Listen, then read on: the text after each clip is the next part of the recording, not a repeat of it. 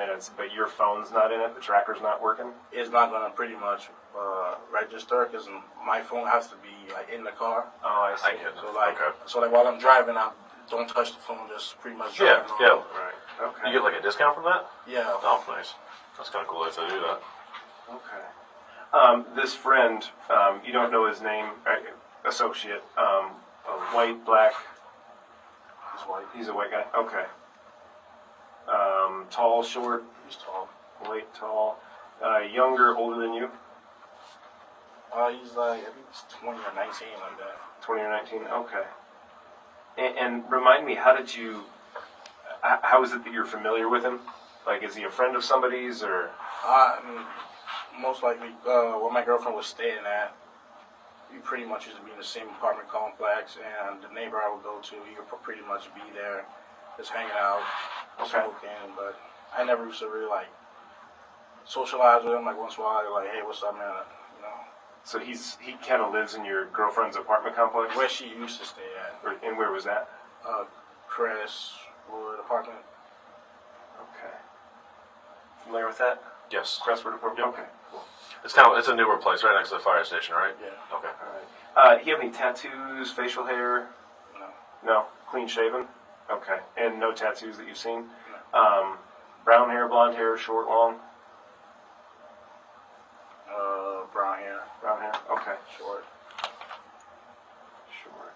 And then that particular night, and I should clarify, what night are we talking about? Today's Monday. What night was this that he brought your car for half hour, 45 minutes? This was like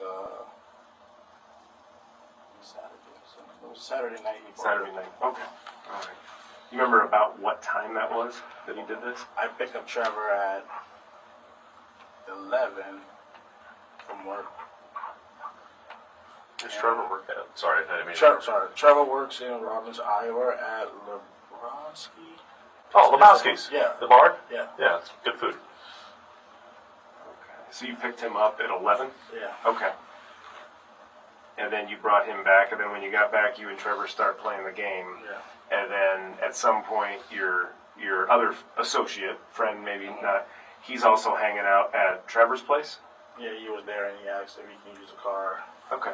To pretty much go see this chick, he said. Okay, see the chick, yep. And you said that he was back within a half an hour to 45 minutes? Yeah. Okay.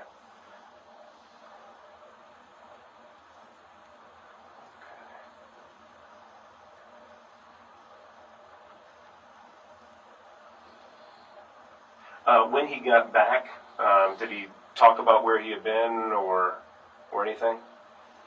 Okay. And then did he continue playing the game with you when he got back? Trevor?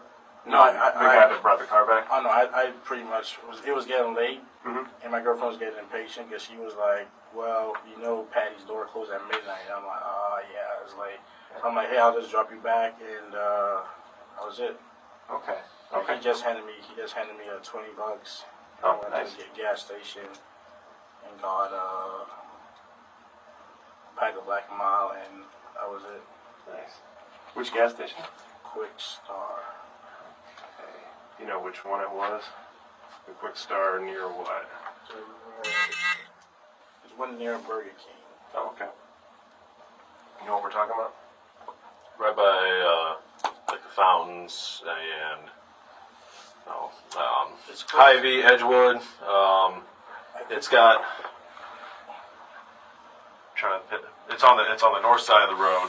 If you're going down Blair's Ferry, it's on the north side of the road. It's a newer one, and then like Burger King, I think it's off to like further west to the left. Yeah. That's what you're talking about. Mm-hmm. Okay. You can see Fleet Farm, like up on the hill. The big, big tractor store, whatever you want to call it, like farm store. Okay. Okay. All right. You said you picked up some smokes, or? Yeah. Okay. All right. And this was, did you say that you dropped this other guy off before Yeah, I dropped him off. Okay. I mean, we went to the gas station together. I got Black Mile and dropped him off. And where did you drop him off at? I dropped him off close at, I don't remember the school called, but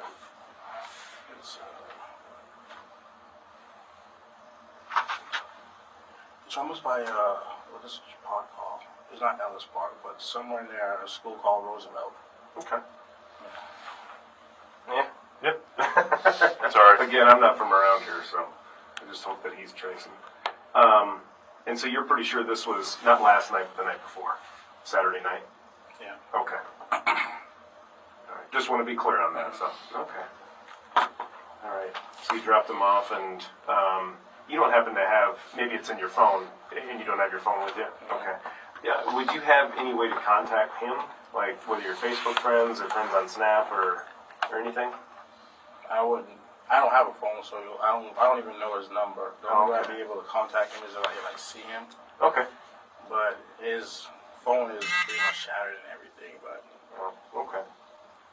Do you remember what he was wearing, just in case? We're trying to figure out who was where. Do you remember what he was wearing that night? he was wearing green kind of. It's something like your Pullover type thing, or the vest, or so. No, it's like pretty much almost like a jacket, but it pretty much had two colors. It had green and black, I think. okay, two-tone jacket. Yeah. Okay. You remember the brand of it? No. Okay. Sweatpants, and then green sweatpants. Okay. Sticks out there. And a hat. Baseball cap? Beanie. Beanie. Okay. You remember what you were wearing what you were wearing that night? Well, what I was wearing? Yeah. I was wearing somebody else's jacket and just pants and my shoes. Pants and shoes. Okay. Not those slip-ons though, but those No. pants. Okay.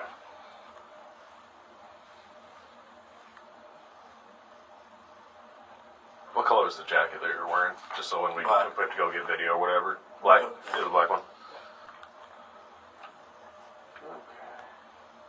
Anybody else with you at the Quick Start besides you and this guy?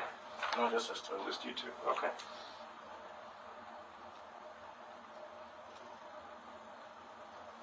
Okay. That's good information. I appreciate that. I know sometimes if you ask me what I did all of yesterday, I would struggle to tell you, so I appreciate that. Have you been in touch at all with anybody about Melody in the last Well, day and a half or so? her mom texted me. She texted me Sunday morning or Sunday night, I think. It's between that time. She asked, "Hey, is Melody with you?" And I said, "No, she's not." And then she told me something about did she talk to me? And I said, "No, she's not with me." Because at the time I was pretty much Yeah. So I'm like, "No, she's not with me." And then she was pretty much just texting, worrying, but I didn't know what was going on, so I asked her what was going on. She said she was going to call the cops if she don't hear from Melly. And I'm like, but I'm not with her. So pretty much I was like confused on what was going on. So she said if I can get a hold of her, so I went and texted and called Mel and said, "Hey, your mom is trying to get a hold of you. Talk to your mom, call your mom or something." And that was it. You sent her. I sent Melody a text message and it showed she was online. Oh, okay. Yeah. But I think her mom was on her phone because her mom said, "Hey, this is Mel's mom. I'm trying to get a hold of Mel." Yeah.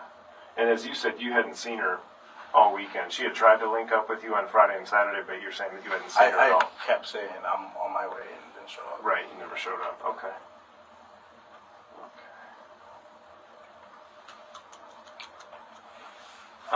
With you not showing up, can you think of anybody else that she might have been with on the weekend? No? Like any friends that she has that... I mean, what she does is not really something I pay attention to. Yeah. So I don't really know. But I remember last time she was like trying to find I'm tired of being on a dating website. Let's get back together. I'm like, well, you gotta focus on yourself and show why. She told me that there's this guy she was talking to, but she don't like any of them and this and that. But she always tell me when she leaves just to go meet up with sneaky things. That was it. Who's Sneaky Clink? Sneaky links. Oh, okay. She said I only have sneaky links. I see. Never heard that term before. Okay.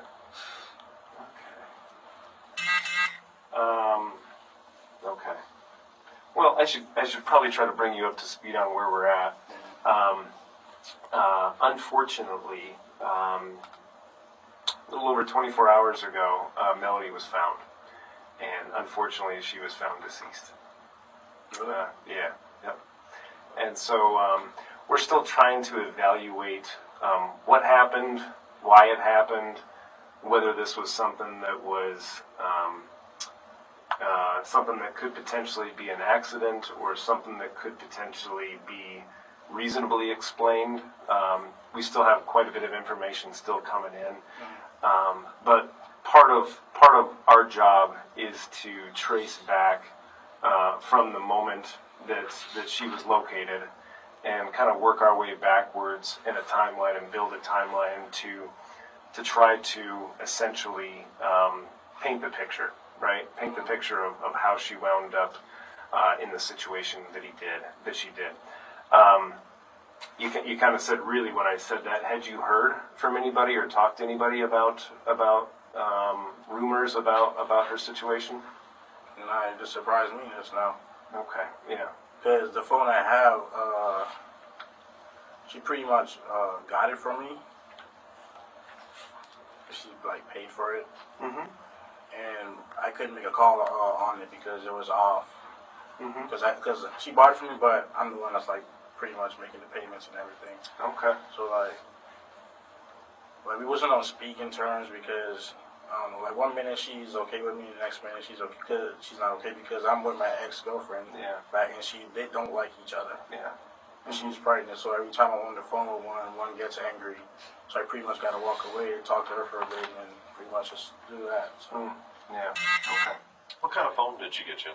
Was it like an iPhone, Google phone? Or? An iPhone. Yeah, who's the subscriber? I'm sorry. Right. Subscriber. Yeah, like who's the carrier that you? Verizon. Verizon. Okay.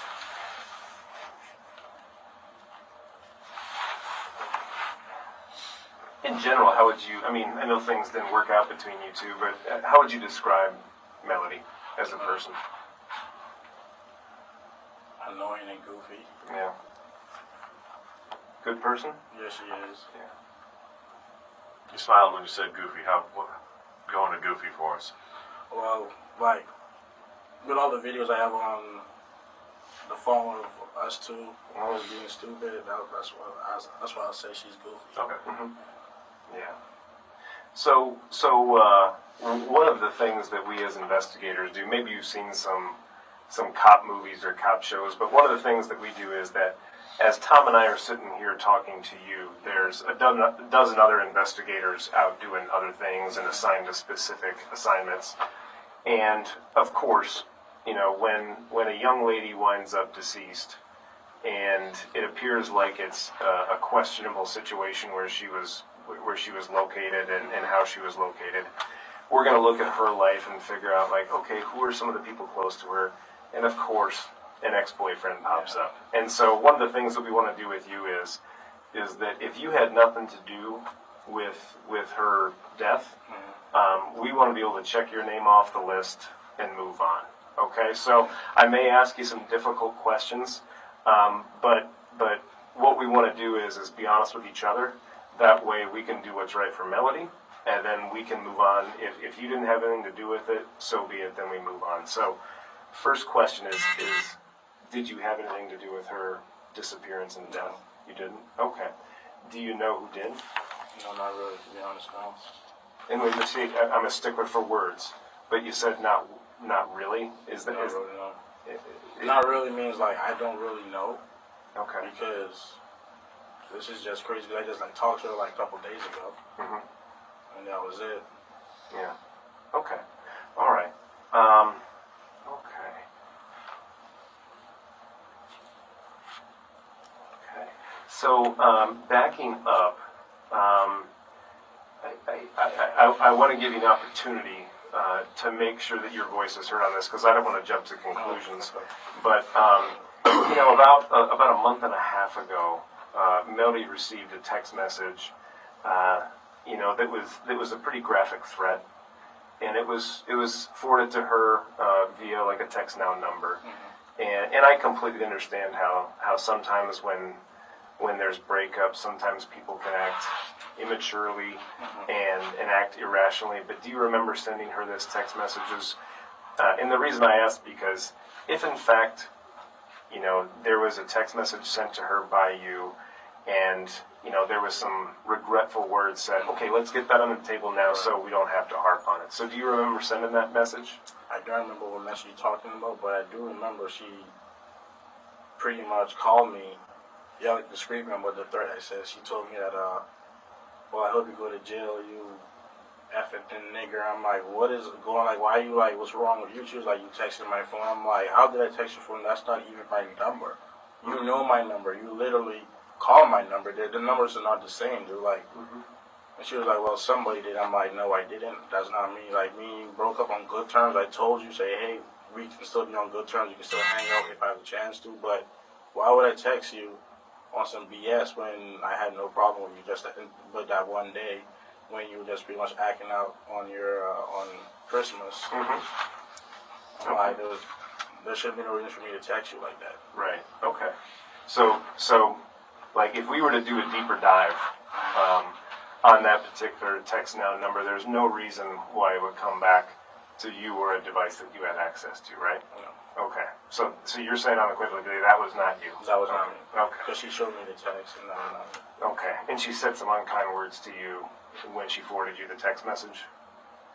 Yeah, she did. About calling you the racial slur and whatnot. Okay. All right. And again, sometimes people get emotional when they go through that sort of thing. So I mean, if you have like a email or something, I can probably forward it to you. I can. Yeah, we could do that. Yeah, that'd be good. I'd like that. Yeah, I appreciate you helping me out with that, because again, as you can understand, she's 20.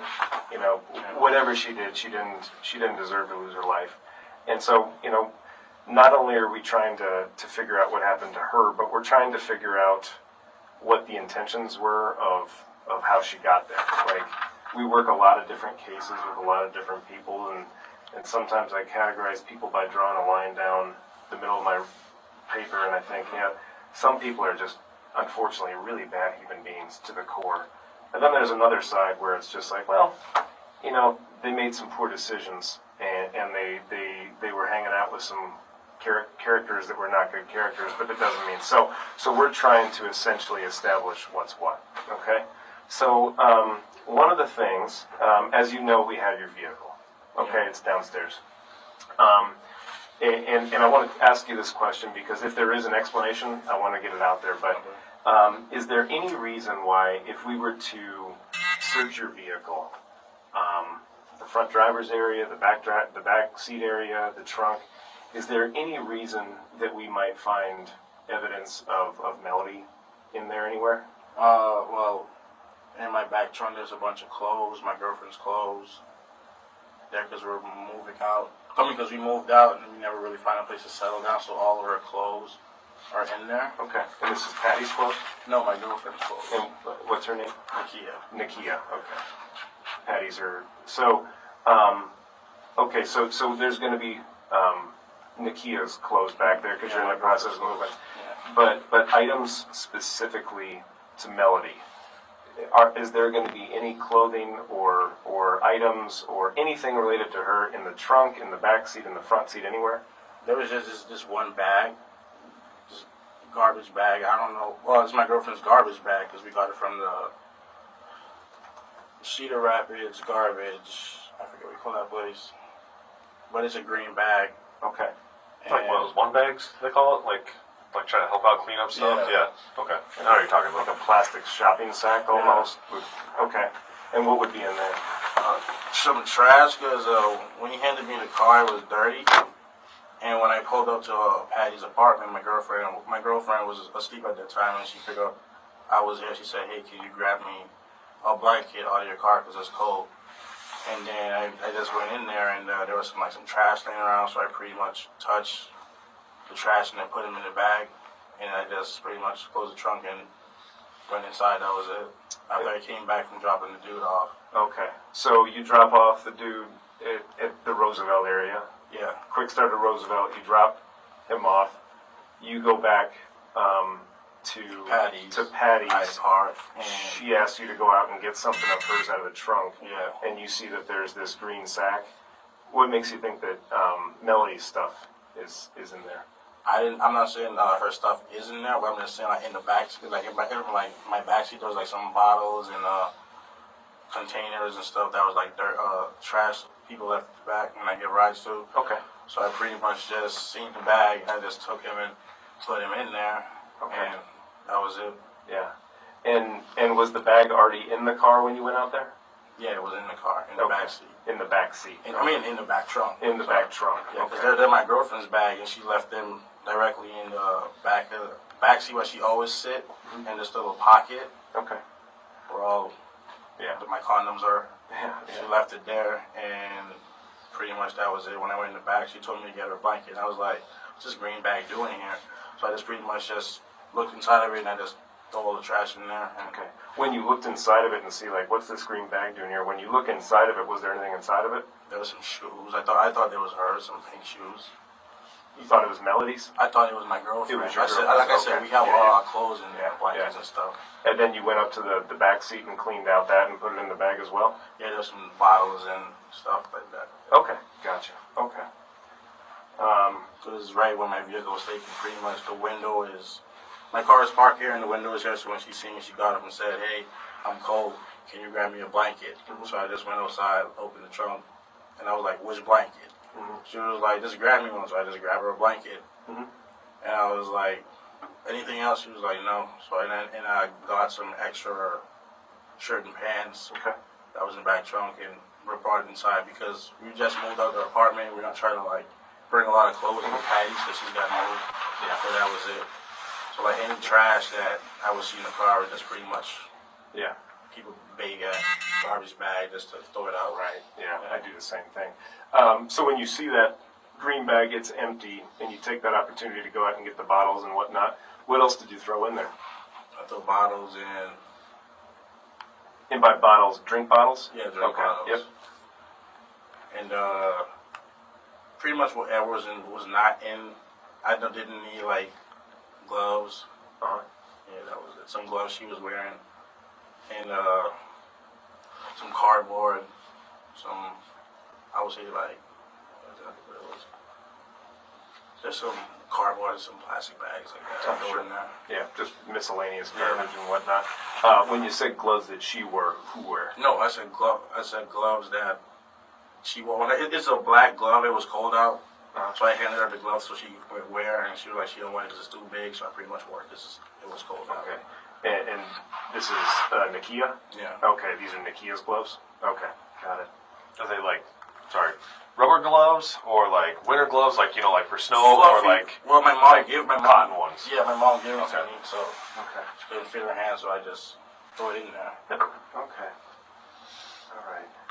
And so, yeah, getting back to my original question, are you saying that you think that maybe some of the bottles in the back seat were Melody's at one time? No, some of the bottles in the backseat, that's from people I give rides to. Yeah. Like when we stop at the gas station, and once again, when Nikia sits in the back, she thinks the back seat is a garbage bin, and when she's done eating something, I gotta call and say, hey, you left trash in the back seat. Right. So like any bottle and watermelon containers you find, that's all hers. And Okay.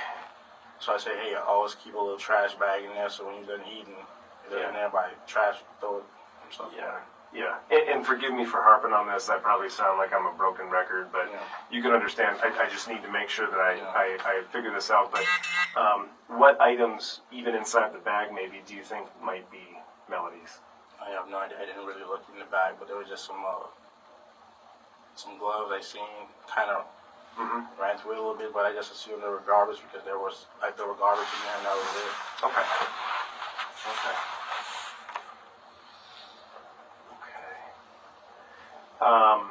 Beyond that, do you think that there would be any reason why we would find, any of her DNA anywhere? Whether it be blood or hair or other items? Well, she has been in my car. Sure. Yeah. Yeah. Other than that, no. Okay. No reason to think that. Okay. She has been in my car, so. Sure. Okay. All right. Tell me this. You said that, just make sure I'm not missing anything here. You said that other than your buddy, your associate, hopefully we can figure out his name. But other than him taking your car for a half an hour to 45 minutes when you're playing the game, he comes back, you drive from Traverse Place towards the Quick Start to Roosevelt. As you can imagine, in 2024, technology is a pretty amazing thing with traffic cams, with license plate readers. Everybody seems to have a doorbell camera that when you drive by, it's watching people drive by, or the traffic cam on the highway that takes a picture of you when you're going too fast or on a red light. Is there any reason, and you can imagine why we do this, because again, it's a 20-year-old, but is there any reason why, if we were to start digging into those traffic cams outside of Cedar Rapids on Saturday night, we might find your vehicle driving out? Other than, and more so, because even from that location, I'm talking about beyond 45 minutes. So yeah, he could have driven out beyond 45 minutes and come back, 25 out, 20 back. But beyond that, is there any reason that I'll give you a specific, is there any reason why it might be down kind of closer to the Iowa City area or the Amana area? And I didn't even have much gas to go that far anyway. Okay. So. Okay. Because, like I said, Patty offered me gas all the time. So then we had an important appointment to go to this morning, and the car was gone. Mm-hmm. So we ended up having to reschedule. But yeah, after I came back, he gave me 20. I used that 20 to pretty much go to the Quick Start, get a pack of Black Mile, get him a cigarette. That was it. Yeah. And as you stated before, and correct me if I'm wrong, but other than that little 45-minute period, give or take, when he's got the car, you're in possession of the car and the keys the whole weekend, right? After. Yeah, Saturday night. So you've got the car other than that 45-minute. Other than that night, he went with it and came back, and after they dropped him off, that was it. Yeah, okay. Okay, very good. Okay. Make any other stops that night? Any other stops? Not just to the Quick Start? And then, okay. Okay, and you're saying that there's no reason why we would see your vehicle, that Honda Accord with that license plate, out in the country down near the Amana area? I mean, if you do, then I wasn't driving at that time because I already told you my whereabouts, and I was at Traverse Place. Sure. But that being said, you had possession of the keys. I'm just making sure that if we were to find your vehicle down in that area, we just want whatever the explanation is so that we can kind of paint the picture. You confused me with the possession of keys when exactly when? So it'd be like Saturday going into Sunday. So the night that Trevor took it, and then after that. I had the keys that night, and then I gave him the keys so he could pretty much go where he's going and come back. Okay. And that was it. And then throughout the rest of the night, you've got the car and the keys. Yeah. Okay. So I went back home to pretty much take a nap. Yep. Okay. Okay.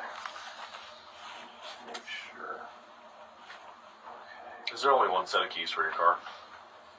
There's two, but the second one, it doesn't work because it have a chip in there that's not in there. Okay. So like it just open the trunk or whatever, like unlock the door, but it won't start the car.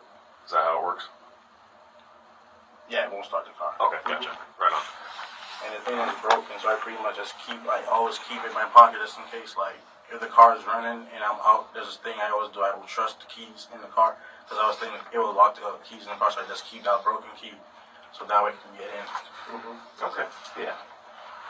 Okay. The Walmart's in town. The last time I went to Walmart. Yeah. The last time I went to Walmart was the night before I picked up Trevor. So Friday night? Friday night. Okay. No. Sorry. Walmart was Saturday. Saturday? You were. When were you? When during Saturday were you? I think it was Friday or Saturday. I took my friend to Walmart to get her some hair straightener. Okay. Female friend? Yeah. Okay. What's her name? Her name is Shantae. Okay. Shante. That's how to spell it. I don't know her last name. She didn't want to give me a last. She don't never give me a last name. Okay. How'd you meet her? We met through friends. Okay. And about what time? Which Walmart are we talking about? The Walmart on Wiley. On Wiley. Okay. Is that it? Did I pronounce it right? Wiley Boulevard, yeah, you have like Wiley, there's Menards is real close. Yeah, that one. There's the other Target, that Walmart you're talking about. And you went there to go get hair straightener for Shante? Yeah. Okay. Is that all you guys got? Yeah, that's all she got. Okay. You remember what you got? I didn't get anything, only her. She did. Okay. And then was this daytime hours, nighttime hours? Nighttime. Okay. So was this before you linked up with, before Trevor took your vehicle? This was, Yeah. Okay. this was before. Before Trevor took your vehicle. Okay. No, Trevor didn't take my vehicle. It wasn't Trevor. That's Trevor I picked Sorry, up. you're right. Trevor picked up. Excuse me. Yeah. Your friend took your vehicle. So nighttime hours, but you were there getting hair straightener with her, and that's all that she got was hair straightener? Hair straightener and some hair products. That was it. Okay. Was that the only time you were in Walmart this weekend? The time I was there was Saturday. I think Saturday. Yeah. This one? No, that was I think that night I went to Walmart was on Friday, and then the other night was on Saturday night. Okay. Yeah. Okay. I think that Saturday night at like 8 or 9. Okay. And was this before? I picked up Trevor. Okay. Yeah. So you think that maybe Friday you were at the one on Wiley with Shante, Yeah. and then Saturday, 8 o'clock-ish, 8 o'clock, 9 o'clock, Yeah. give or take? Okay. You were at same Walmart or a different Same Walmart? Walmart. Okay. Same Walmart. And who were you there with that night? I was there. I was told I was going somewhere, and we were pretty much going mudding and sort of camping. And I just went in there and grabbed, what do you call it? A machete. We were going Okay. camping. Okay. That was it. You grabbed a machete? Yeah. Okay. And who were you with? I was with my girlfriend's cousin. Okay. What's his name? Or her name? Logan? Yeah. Okay. What's his last name? I don't know his last name. I just pretty much met him in the Patty's apartment. Oh, okay. So this would be Patty's nephew and Patty's grandson. Patty's grandson? Yeah. And it's cousins to Nakia? Yeah. Okay, Logan's. Alright. Okay. Just him or anybody else? Yeah. Just you two? Okay. For camping? Yeah. Okay. He said we were going camping and we were going mudding. Okay. And did he get anything while you were there? No, just me. Just you. And you said machete. Was there anything else you said? No, just that. Just the machete? Okay.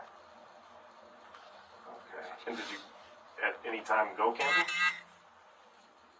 I didn't want to go because they were going like really far, and the person that was going didn't have no plates on their vehicle. Huh. And they were keep talking about how they've been pulled over multiple times, and I'm like, yeah, I'm not gonna go. Was this somebody other than Logan that was saying this? It's the person that was driving because they have this big truck that has mud all over it, and she was going mudding and maybe camping for a bit.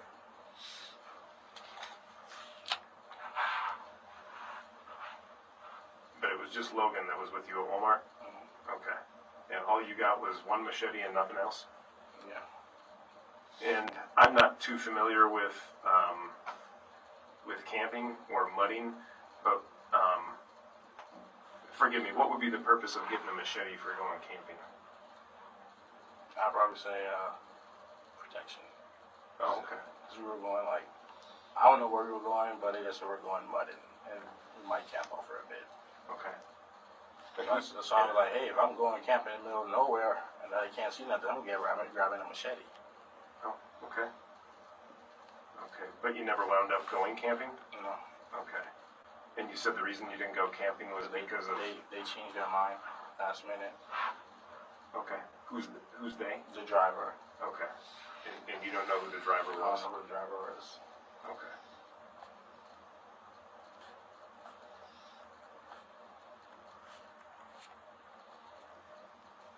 Did Logan end up going camping? No, he pretty much left. Where? Like after he pretty much left with them, and I pretty much didn't go. Oh, okay. So he left with somebody else, the driver. Did you ever, I know you don't know his name, but did you ever meet the driver?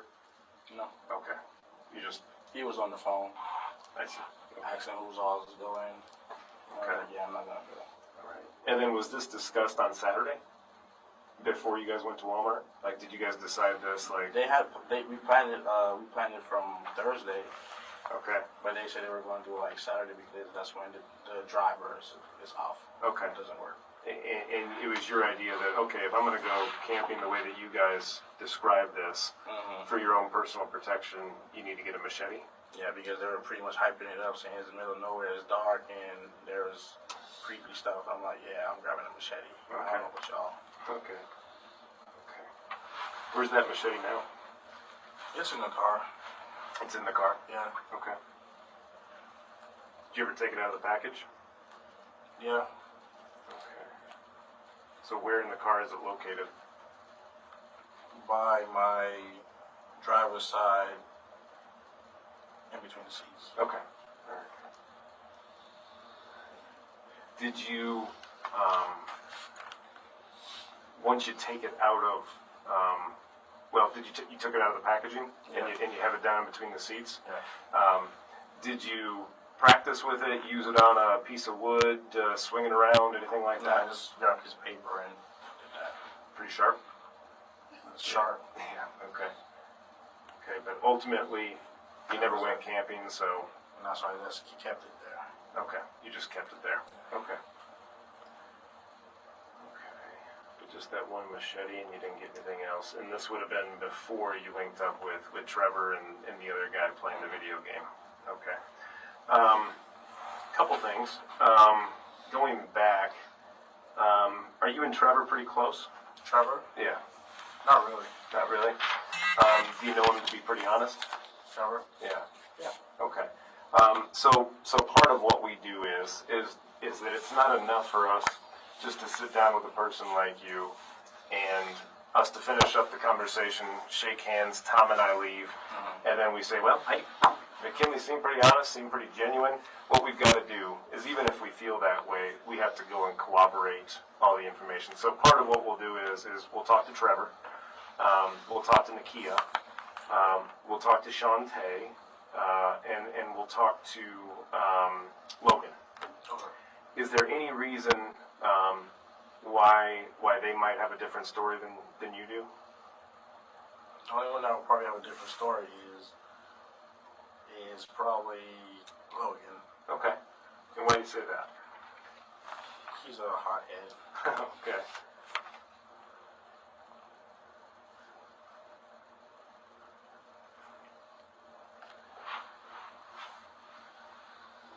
And what do you think he might say? Huh? How do you think his account might be different than yours, being a hothead? One thing, if I can imitate him, I'm not talking to the police. Nope. I see what you mean. Okay. Okay. Did they indicate where they were planning on going camping? No. No. And to your knowledge, or did you say you are sure or not sure whether they ended up going camping? Well, Logan was like, he don't know if they're going because the driver is being a dick, and you don't want to go with too many people. And he was like, they might not go. And I'm like, well, I bought a machete for no reason then. I'm like, well, I'll still keep it. I could return it, but I'll still keep it. I already threw the package away. I'll just keep it, just in case you guys decide to go camping or anything. Yeah. Where'd you throw the package away? Package? Yeah, of the machete. I threw the package away in the patty. I Oh wait, not at Patty's. Pretty much. I don't remember why I threw it, but I threw it away. You threw it away, like in a garbage can somewhere? Yeah. Okay.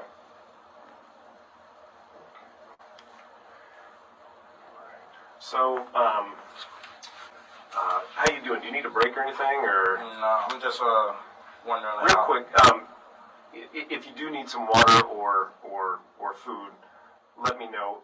Real quick, and then I do want to take a break just to use the restroom myself. If you need the restroom, you can. So one of the things that we're looking at is today. Today, actually, Melody was subject to an autopsy, and she was taken out to Ankeny near Des Moines, and she's essentially under a microscope, and not only do they take a look at her from top of her head to the bottom of her toe, and they try to figure out exactly what caused her death, but in the process of that, they're going to work with us to try to collect any sort of evidence, DNA, off of her person, head to toe, which will be subsequently looked at under a microscope, so that we can move on with the investigation. Because typically, I've been using this pen now for I don't know how long. If I were to set it there, and Tom were to take it with a set of rubber gloves and put it under a microscope, you're going to find my DNA there. Because not only was I squeezing this, and my little skin cells are rubbing off on there, but I was also doing this, right? And so all of that's going to be on there. And so just to get out ahead of this, because if there is an explanation, we want to give you the opportunity. But if and when the time were to come to where we would start getting these DNA results back on things that we found off of Melody's person, where she was located, is there any chance that we're going to find your DNA on there? And if so, what do you think the explanation might be? I don't know. Honestly, I don't. You don't know? Okay. Okay. Is that a concern of yours at all? A little bit. Yeah. A little bit, not really. Okay. Well, where do you think the a little bit comes from? It's just so much to process right now. Yeah, So I know, especially with It's an hard, with an ex-girlfriend having passed away and whatnot. So before we take a break, what's your theory on what happened here? I mean, this is a girl that you knew pretty well, a girl that was trying to get in touch with you recently. What's your theory? I'm not sure, man. I really don't know. Okay. Okay. Well, listen. Can I get you some water, a pop, or? No, I'm alright. Okay. All right. Sure. Give me. Yeah. Just give me a quick 5 minutes. Yeah. Oh, one more thing. When I called Doris, they told me I wouldn't be billed because the vehicle was towed. Yeah. My guess is that the police department will figure that out. So I wouldn't worry about that right now. We can get that figured out. We'll get it figured out, man. Okay. All right. I will be right Yeah, I'm back. gonna grab a swig of water too, man. We'll be right back, buddy. Okay. We'll grab a radio.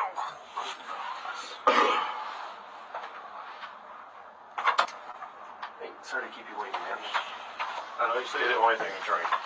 I got cold water and a warm Capri Sun.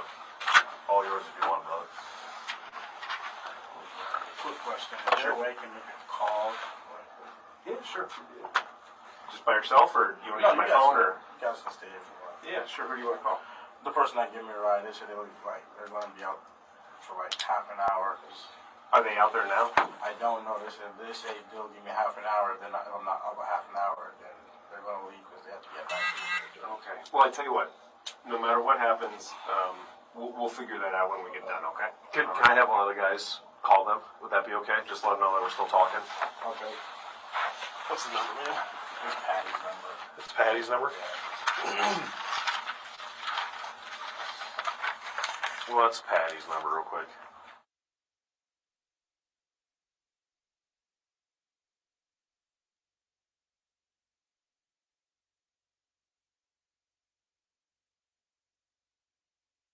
We're running a little bit late, okay? Okay. Thanks, man. Anything you thought of during the break that you think might be of help?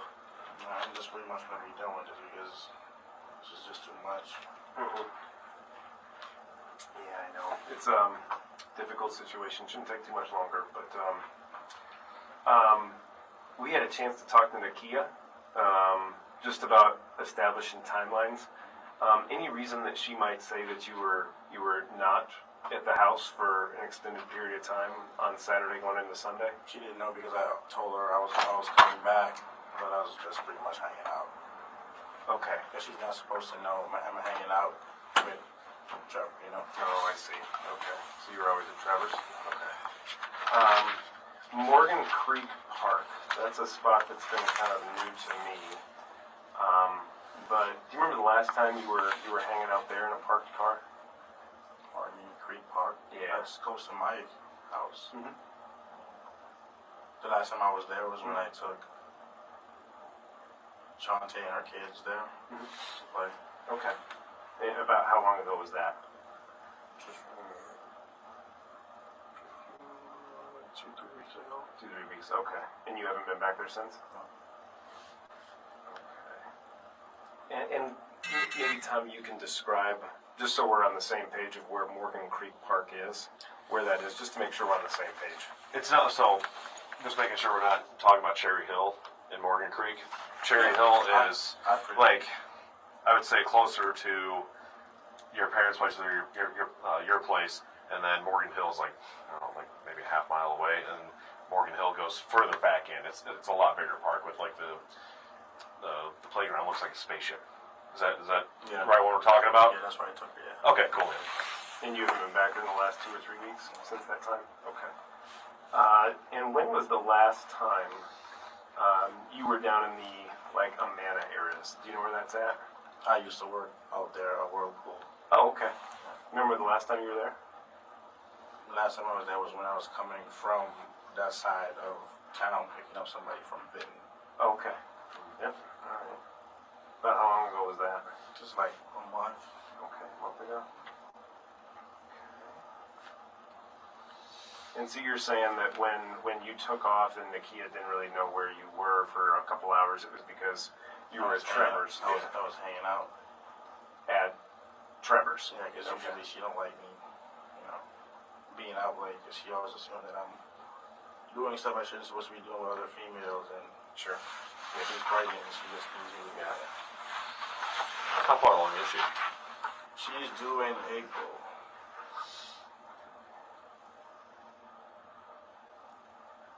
Do you know what you're having? Where you guys are having? A girl. A girl? Congratulations. Have you wrapped around her finger as soon as she comes out, man?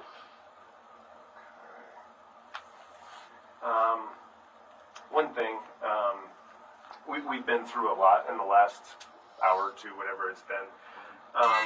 A lot of times, as a case, you know, when we get to the point where we definitively find who is responsible for Melody's death, I mean, what do you think should happen to that person? The person should go to jail. Yeah. What happened exactly? Okay. And I could see if we find that person and they go to jail, or then they go through a trial process, that an attorney for that person might point the finger at other people, right? They might be like, well, it was this person or that person or this person.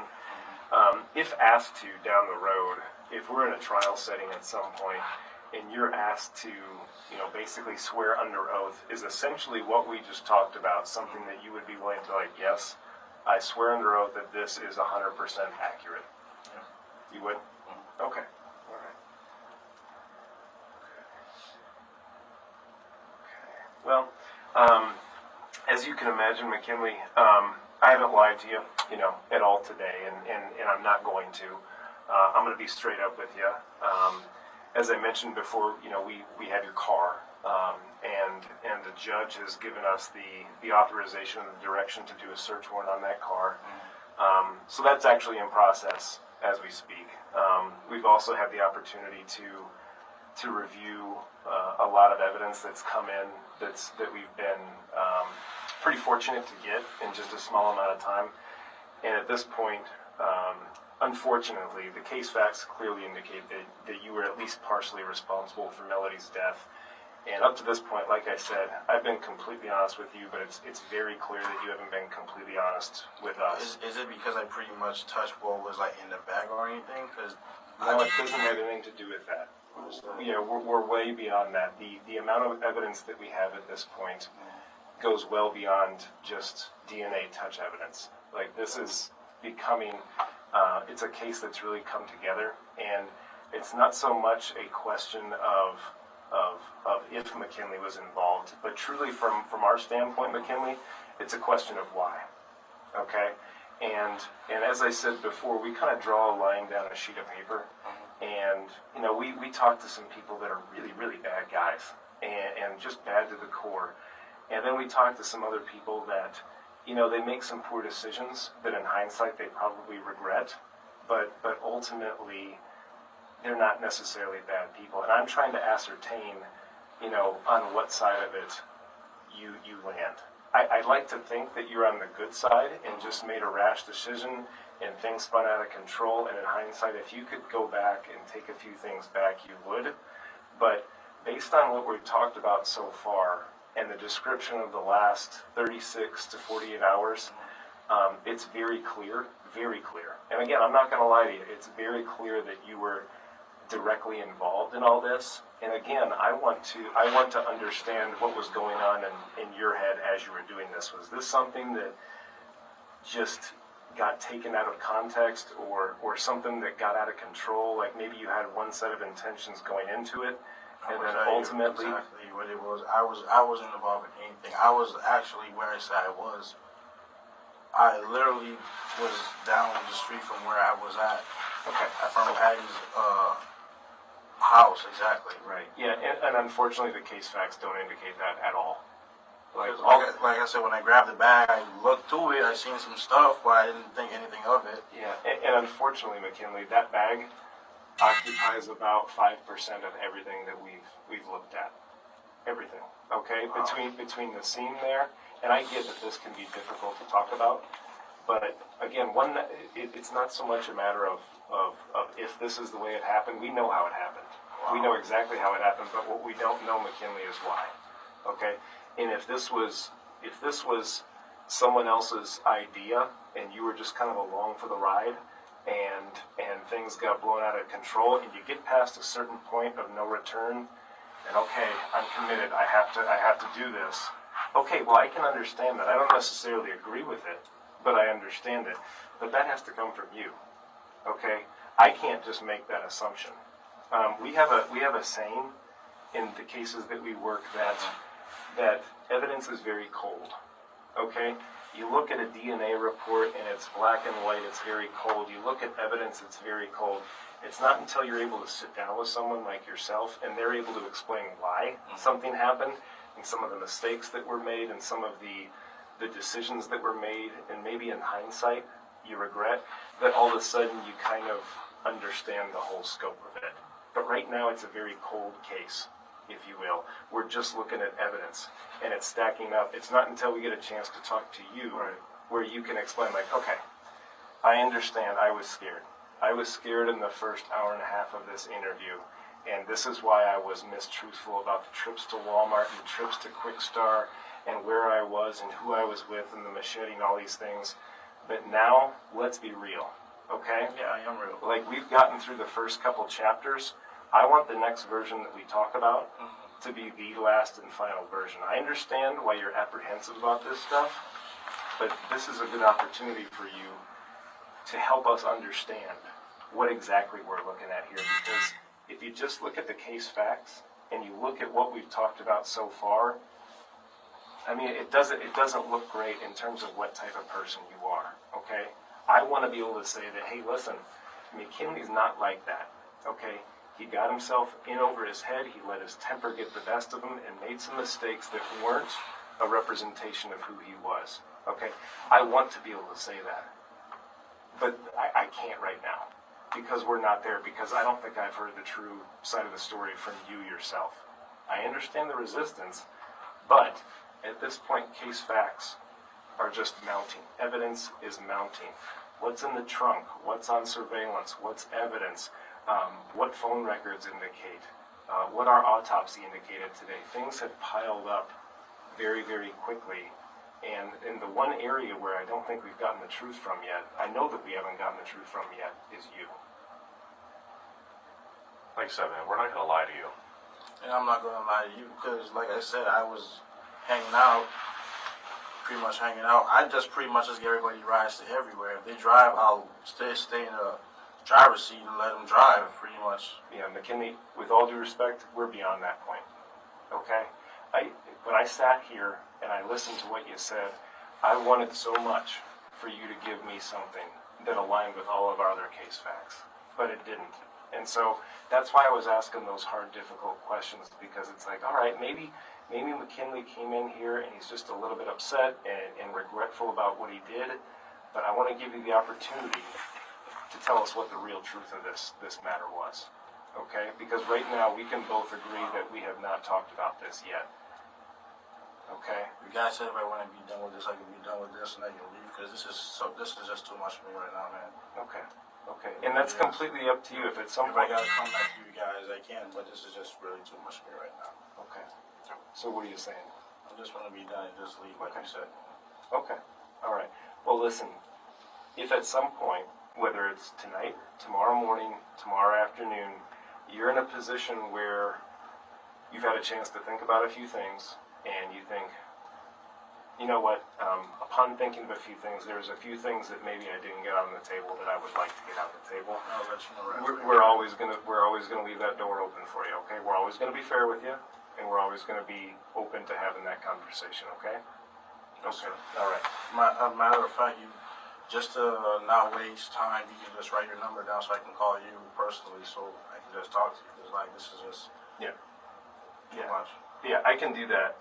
One thing, in addition to and we're going to help you out with this, but in addition to the car, we have a search warrant for your person. Okay, and that means maybe downstairs we're going to take you through the process of photographing different aspects of your person and collecting some DNA, and then maybe some photographs of hands, fingernails, etc. So we're going to have you sit tight for now. Okay. And we'll let you know when we're all set for that. And if at some point you need to use the restroom or need something to eat, just knock on the door and we'll come and we'll help you out. Okay? All right. Thank you. You okay? Yeah, all right. Okay.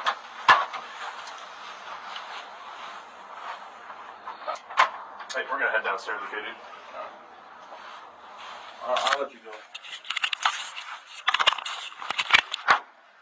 We straight? We cool? Yeah. Alright, man. Just head down this way. Take a left. Take a right.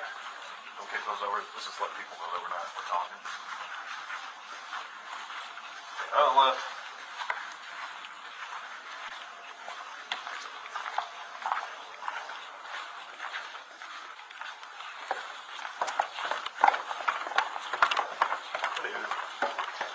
Down the stairs. This door. Take a left. Goes up, take a right. Oh, I think this is.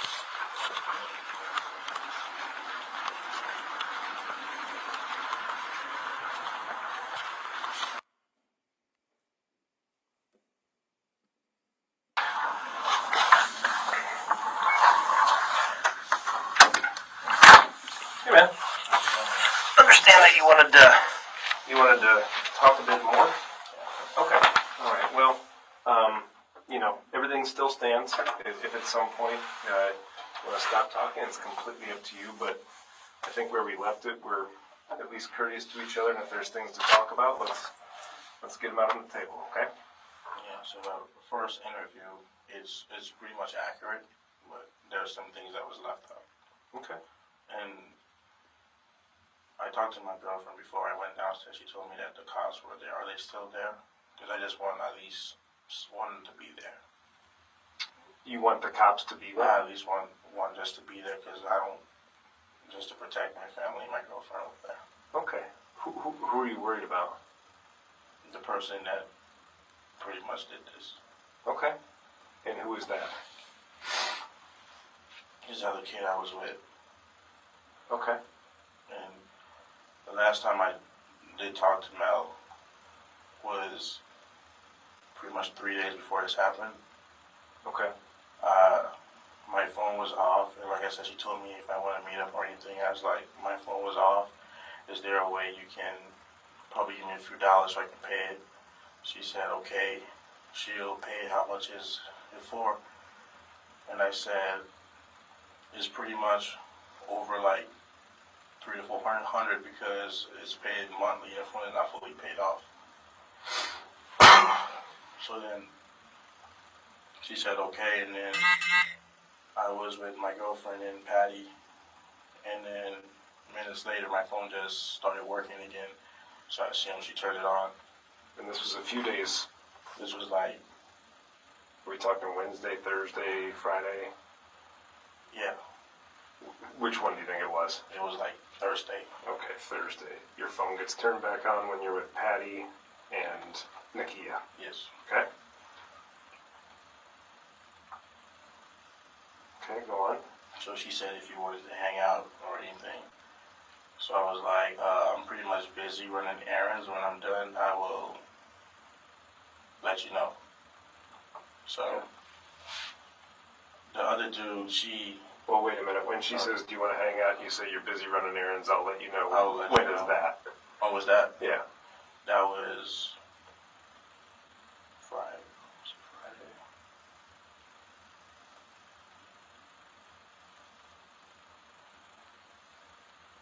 That was Thursday night. I told her that. Thursday night. Okay. After she turned my phone on, Yeah. I'm like, I'll let you know. If not, then tomorrow or something. Okay. So the other kid, they kind of know each other. Well, she know him because she's seen him with me on the video calls, like more video caller. And she would just brag about how she got me stuff on Amazon, and if I want another phone and pretty much some money because I don't have nothing right now. Mm-hmm. So she said she'll help me with some money and pretty much order me some stuff off Amazon if I want. So I said, okay. So then, like I said, we had a whole plan to go mudding and camping with my buddy, pretty much from Logan. Mm-hmm. And And who's the other one? the other one, he goes by Dakota. Okay, Dakota and Logan are going to go mudding. Okay. You know last names? I don't know them. I only pretty much know them by the first name. Okay. So the plan is to go mudding with Dakota and Logan. Okay. Yeah. So, pretty much when I was with Dakota, I told him I was gonna pretty much pick up my buddy from work and take him back to his house. So then, And this is Logan that you're going to pick up? Or? no, Trevor. Trevor, okay. Trevor from work And you're telling this to who? to Dakota. Okay, so you're telling Dakota that you're going to pick up Trevor from work. Yes. Okay. Okay. But then, but then he was like, okay, no problem. So I said, all right, cool, I'm gonna go pick him up. So like, I went to go pick up Trevor from work, and after I dropped him home, I was going to drop Dakota back home. Okay. And then I asked him, hey, can I use your phone for a minute to make a call? Because my phone is paid for, but it's just processing the payment because there's more payment to be made. So it's like pretty much, I can send a text, but it won't go through. It'll go through like 10, 20 minutes later. Or I'll make a call, it'll work, and it won't work. So I said, hey, can I use your phone to make a call? So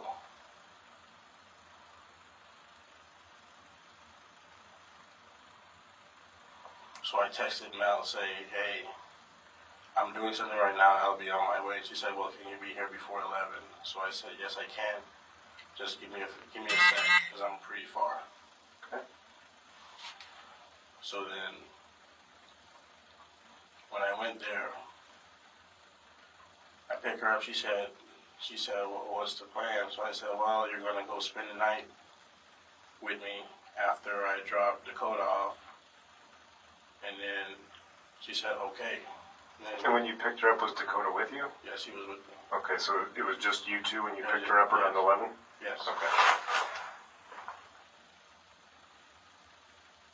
Okay, so you're indicating to her that you got to go drop off Dakota, and then she's going to spend the night with you? Yes. And where are you going to spend the night? I was going to spend the night at my house.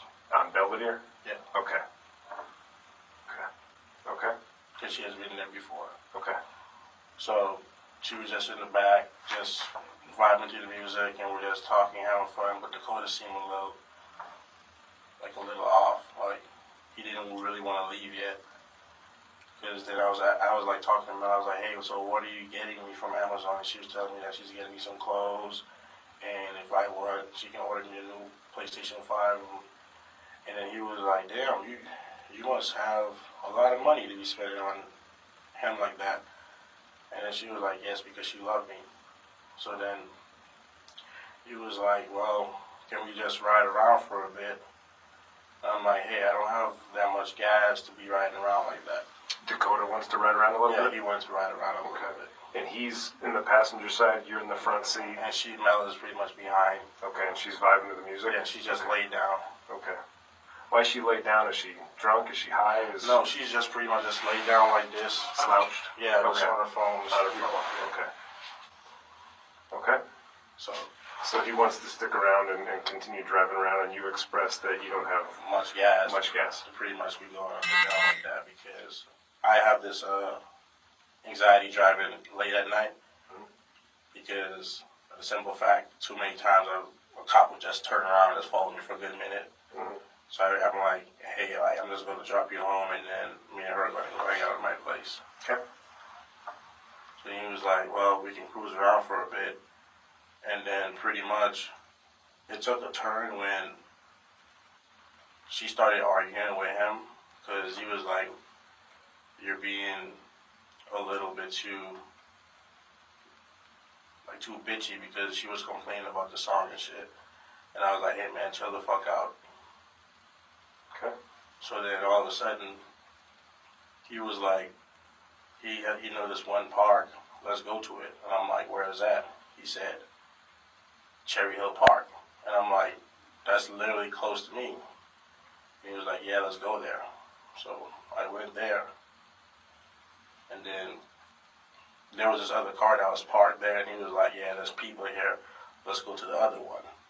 Okay. Morgan Creek? Yes. Mm-hmm. And then he just was whispering something to me. And I was like, what are you whispering? And he pretty much was just whispering something, and I was like, I don't know. And I'm like, so what are we doing? So then he was like, can I talk to you for a bit? I'm like, okay, talk. He was like, no, by yourself. So I said, okay. And I'm like, why can't you talk to me here while she's here? She's like, and he was like, because I don't want her to hear. So I'm like, well, she's in here, so you might as well spill it. So then he stepped outside, and he took a piss, and then he came to my driver's side, and then he knocked on the window, and I opened the door and I was what's up. And then that's when he was like, get out. And I was like, okay. And that's when he had a gun. He had a gun in his hand, and I was like, where did you get a gun? And he was like, it's his brother's 9. And I'm like, what are you going to do with that? And he was like, don't worry, just shut the fuck up. So then she was in the back. She didn't know what was going on. And then he told me to go walk, tell her to get out. And then I was still asking, like, hey man, like, what's going on and shit. And he was like, just do it. So then I let her out, and then she was like, what's going on? I'm like, I don't know, he told us to get out. And then he asked me for my keys, and I gave it to him. But there's this other pair of keys that was by the door, and he pretty much didn't know it was there. So when he said both of us to get out, and then he told me to pop my trunk. So I popped my trunk, and then he told me to get the duct tape and duct tape her hand. So at that point, I thought it was all a joke, you know. I thought it was literally all a joke. And he was like, just duct tape her hand, trust me. And then I was like, no, I'm not duct taping her hand. And then he took the gun and then he put it to the side of my head. And he was like, just do it. And then I just duct taped her hand, and then she was asking me what's going on, and I was like, I don't know. And then we sat there for a bit, and then she was in the back seat, and then she was like saying, babe, what's going on? And then he was just saying, oh, she have money. I was like, no, she don't. She's like, yeah, she have money because she's willing to you and this and that. I'm like, that don't mean nothing. She doesn't have money, so she doesn't even work. And he was like, well, we made it this far, so we might as well continue. So I'm like, nah, bro, this is crazy. I'm about to get out the trunk and I'm about to take you home and pretty much just stop because you're doing too much. So then we started to get aggressive. Because I'm trying to figure out where he got this gun from, because he's only 18 or 19. Mm-hmm. So he said, don't worry about it. It's his brother's 9. That's what he said. Okay. He said, it's his brother's 9. So then she in the back seat, and he told me to drive. And he pretty much like kept saying go to a park or this lake somewhere in Marion. It's called Hannah. I don't know exactly because I'm not familiar with Marion. He's like Hannah Creek or pond like that, he was saying. And pretty much I was like trying to talk some sense into him to like just leave this alone. And he was like, no, because if we do, she's going to tell. If we pretty much let her go, she's going to tell. I'm like, no, she's not. So at the same time, I'm trying to talk my way into pretty much telling him to relax and just leave this alone. He had second thoughts. So then, when Mel in the back, he'd kick him, and he turned the music up so he don't hear her. And then she kept kicking. She was like, let me go, this isn't funny. And she was like, babe, this isn't funny. And I told her, I don't know what's going on. He has a gun pointing at me. And she was like, you guys are fucking assholes. You guys are playing. And then he told me to pull over. And then when he told me to pull over, my seat from the back is pretty much latch unlocked, so you can just pull it down and it'll lay all the way down. So he moved the seat all the way back. And then he moved his way in the back, and then he just started hitting her and punching her. And then I was like, screaming, Dakota, what the fuck you doing? And then he was like, she's being a bitch. She's acting like Kia. And I was like, what do you mean she's acting like Kia? And he was like, she's acting like Kia. I told the bitch to shut the fuck up.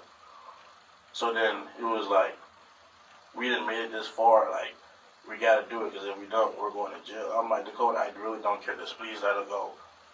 And then he took her phone and he handed it to me. He was like, put the password in the phone. I'm like, I don't know her password. And she was like, he was asking Mel, what's the password? And then she didn't want to tell him. And then he kept hitting her. And she was like, okay, I'll just give it to you. She gave it to him. And then he put the password on his phone and in his folders so he can remember it. And he handed me the phone. He was like, reset it. And I was like, I can't reset the iPhone. He just said reset it. And the same time I'm driving, he's pointing a gun at me. He's like, reset the phone. I'm like, I can't, because it's not my phone. I do not know how to reset an iPhone. So then he was like, well, try to delete her photos and what's not and turn her location off. Because as he's hitting her, he stopped. She said, you know, my mom can see my location.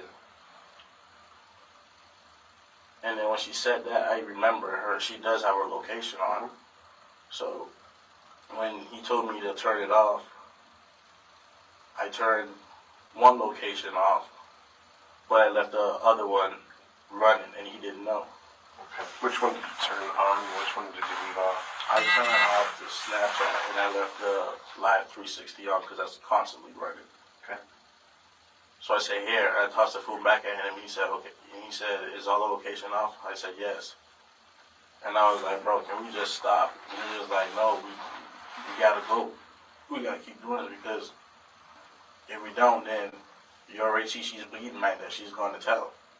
I'm like, well, I don't care, dude. If she tells, she tells. But I don't want to be involved with this. And he was like, trust me, my boy. Just trust the process. So then he was like, let's drive around for a bit until we find a spot. So what I did was I pretty much tried to get any attention by any like vehicle that was on the street by driving, pretty much breaking as an SOS signal. Well, like nothing was working. There wasn't no cop on the street or anything, and I like intentionally speed a bit so hopefully I get pulled over. Cause she talking to me, and I'm trying to tell her to calm down. I'm trying to talk to him, and she's trying to talk to me, and I'm trying to talk to him. So it was like everybody was talking simultaneously. So like, I pretty much ran back to Marion. And From where? From Martin Creek Park. Okay. I went back to Marion, and I went closer to her house, so that way I can give her mom a clue, like her daughter is nearby. Because I turned the location on right back after.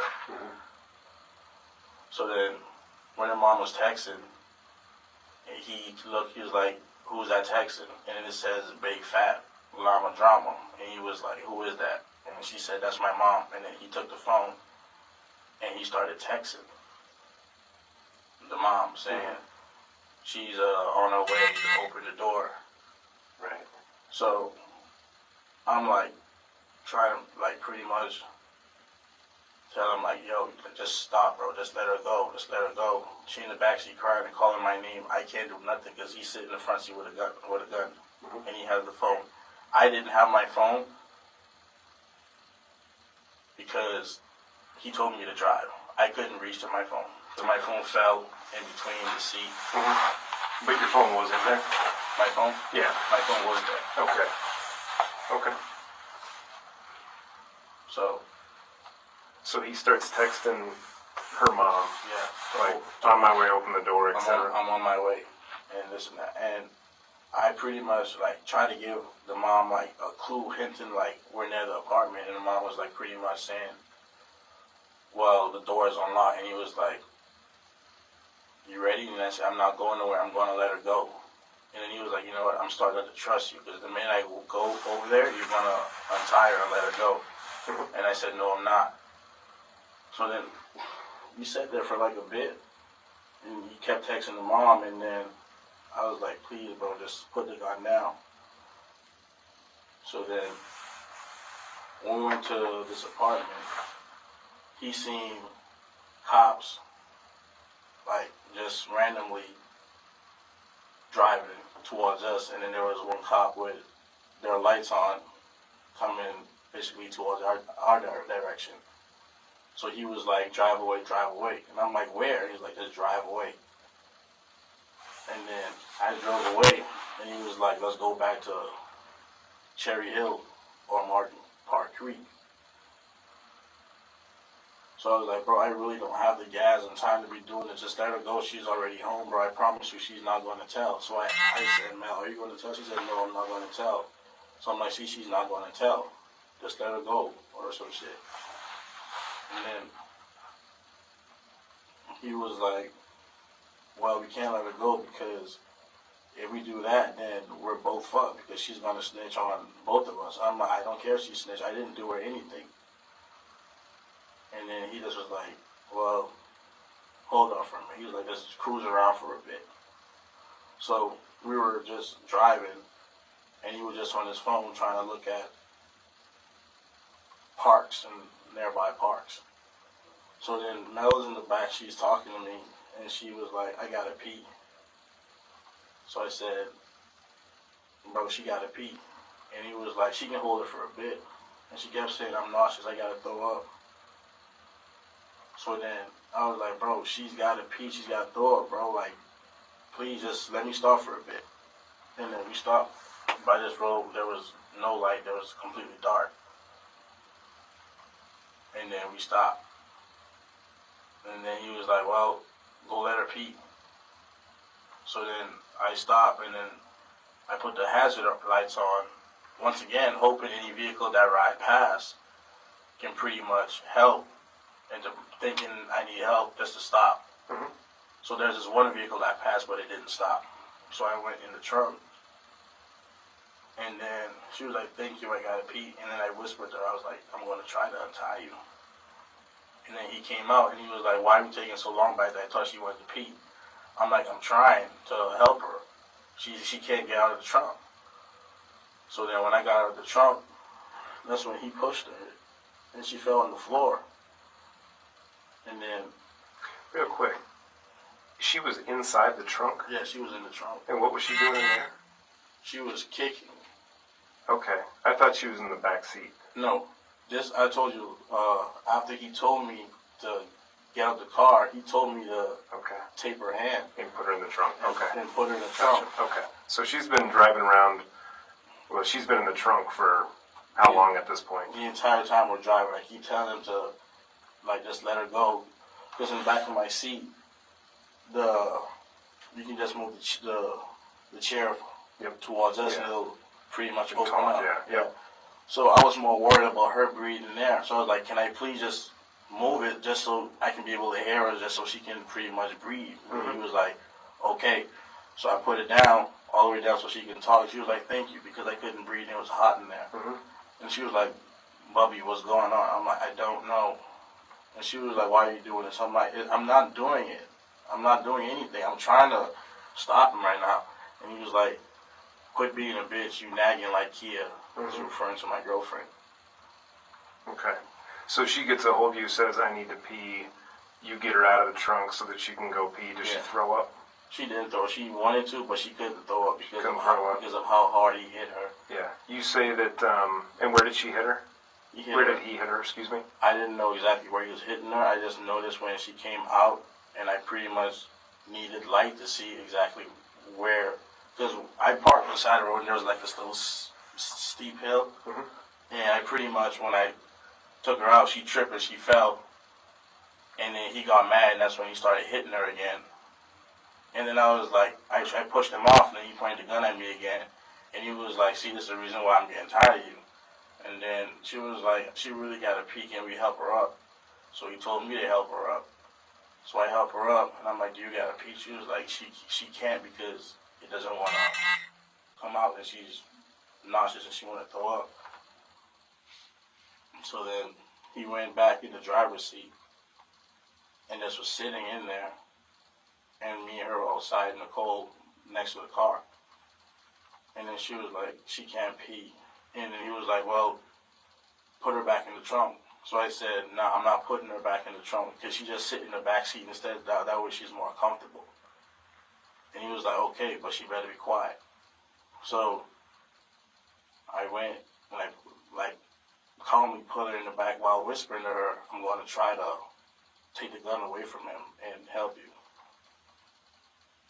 So then I went and sit in the back seat with her the entire time as he's driving. So you're sitting in the back seat and she's still in the trunk? No, I took her out the trunk and I told Dakota to say, hey, I'm not going to put her back in the trunk. Can I just put it inside here so she could just be more comfortable? Mm-hmm. And he said, okay, he don't care. So she was in the back seat, he was driving, and I was pretty much in the back with her. Okay. And then all he's doing is just saying, we got to do this, we got to do this. And she kept pleading to me to help her. I keep saying, I can't because he has a gun. I'm going to try. So that's when I had a pocket knife sitting there. And then I took it. And then he said, what was that? So I said, nothing. So what made him say, what was that? Because the way I flick it out. Okay. By accident. And even even while he's driving, he can hear you flick out the... Yeah. Okay. He was like, what is that? I'm like, nothing. I just made up some random shit. Mm-hmm. So while I'm sitting next to her and she's crying, like we're both looking at each other and I'm crying. I'm like, I'm trying to help you. Please don't, just let me help you and shit. And then she was like, okay. and her face was like really messed up because of how hard he hit her.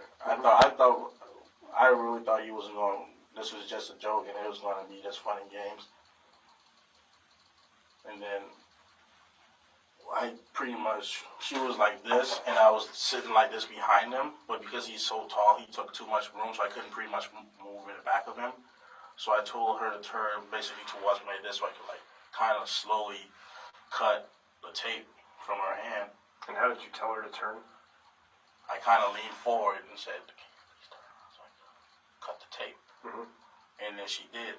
And then I tried to cut a piece of tape, but how I taped to her when he told me to, he kept telling me to just keep wrapping it until the tape was almost done. Mm-hmm. So I couldn't really get the knife in there because I wasn't trying to cut her hands or anything. Yep. So it got frustrating because she's in pain, and I'm the one that's causing it because I'm trying to untie, but she's in pain of how she was laying in the back strong and her arm was like hurting. So I just was like, well, hey, can you pull over for a little bit? He was like, now what? And I'm like, she said she got to throw up. And then once again, we ended up passing this BP all the way in Wayford. And we pulled over. In the town of Wayford? Yes. Okay. Almost to Amana. Yep. So we pulled over there again. Once again, I tried to get attention from any vehicle that was passing, because there was a vehicle behind us. I tried to get attention while they passed. They just rode straight past. Mm-hmm. So I'm like, holy shit. So then I opened. How did you try to get attention? How did I try to get attention? When they rode past, I kind of waved, but nobody stopped. And were you guys at the BP in Wayford? Like, the BP was down the street. We passed the BP. Okay. Okay. So the only thing that was that me was a nearby church. Okay. And we pull over there, and I tried to get his attention, but the car that was behind us just drove. Because he was driving fast, I told him to slow down. So then, when I opened the door, she said she had to throw up. And then she threw it up a little bit. And then that's when I had a piece of, I always keep a piece of tissue in my pocket. That's when I wiped her mouth. And then she was like, "Bubby, why are you doing this?" And I was crying. I'm like, "I'm not doing this. He's making me do this. I can't do anything. I can't." And she was like, "If you love me, you tell him to stop." I'm like, "I've been trying to." And she was like, "Please don't hurt me. Please don't kill him." I'm like, "I'm not doing anything to you. I'm trying to stop him, but he doesn't want to listen. I don't know what's wrong with him tonight." And then he was like, "Hurry up." And he was like, "Get in the front seat." And I'm like, "No, I'm going to sit in the back with her." And he was like, "Why you want to sit in the back with her? Just get in the front seat." So I said, "I don't want to get in the front seat. I'm sitting in the back of her." And then he made me get in the front seat. He came out and he started pushing me and shit. And he made me get back in the car and drove. So I was driving. Or where's he at when you're driving? He went back in the front seat. In the front seat? Yeah. And is Mel still in the back seat? Yeah, she's still in the back seat. Okay. She's still in the back seat. I looked back at her and she was just completely silent. And all I could have seen was just her just looking at me. And while I'm driving, I'm just in tears because I'm like, how am I going to get this gun away when he's pointing at me? Like, he's really just have it pointing at me. So when we got to the pond, he told me to turn the car off and shut off the light. And then he took the keys and they had them in his pocket. And then he opened her side door and he pulled her out, and once again she fell. And then he started walking towards this picnicking area because he had this flashlight and we couldn't see anything. I couldn't get my phone because my phone was already in between the seat. So I pretty much still doing the same thing, trying to talk to him. He's not listening, and she's screaming, "Help, help." And he was like, "Quit screaming and being a bitch, nobody's gonna hear you." So then when he got there, he got this rope. I don't know where he got it from, but it was a rope. And he was like, put your gloves on. And I'm like, why? I don't need no gloves. Like, what are you going to do? He was like, put your gloves on. I'm like, hey, can we just leave right here so you can go? Cause I don't want to get involved in what you're doing. What you're doing. He's like, well, you're already in it. We already come this far, so we might as well. If you're not going to do it, I'm going to do it. So I pretty much said, hey, like, dude, like, we got to stop, please. We got to stop. Because you took it way too far. So then she was like, can she please go? Can she have her phone so she can call her mom? She's not going to tell anybody. So I said, she's not going to tell anybody, promise me that you'll let her go. He was like, he can't. Just trust the process. We already drove all the way here to waste this time and opportunity. Just, if I'm not going to do it, then he will do it. And then he pointed a gun at her. And then she was like, please don't shoot me. And then I was like, bro, please don't shoot her, bro. Please don't shoot her. Just leave her here and let's just go, please. So then he refused. So he was like, put your gloves on and walk with him. So he put the gloves on. I put the gloves on, and then I started walking with him to the picnic area. And then she had her clothes on, and he ripped them. He ripped her shirt, and then he was like, ripped her clothes. He was like, he told me to rip her clothes off. And I was like, what are you going to do? He was like, just rip her clothes off and untie her hand. And then she was saying, she's cold, please. She just want to go home. And then that's when he racked the gun. Like, he racked it, like, let's put it in the chamber. And he was like, he's not playing. So I ripped her clothes. And then she had this necklace that was around her neck. I know what the necklace was. It was her sister's ashes in the necklace. And then he, like, pulled it off. But the entire time he's wearing his glove. So when he did that, she started screaming, that's my sister's. And then he pushed her down and she fell. And then that's when I ran back to the car, because I know I have a second key on the side of the door. I ran back to the car.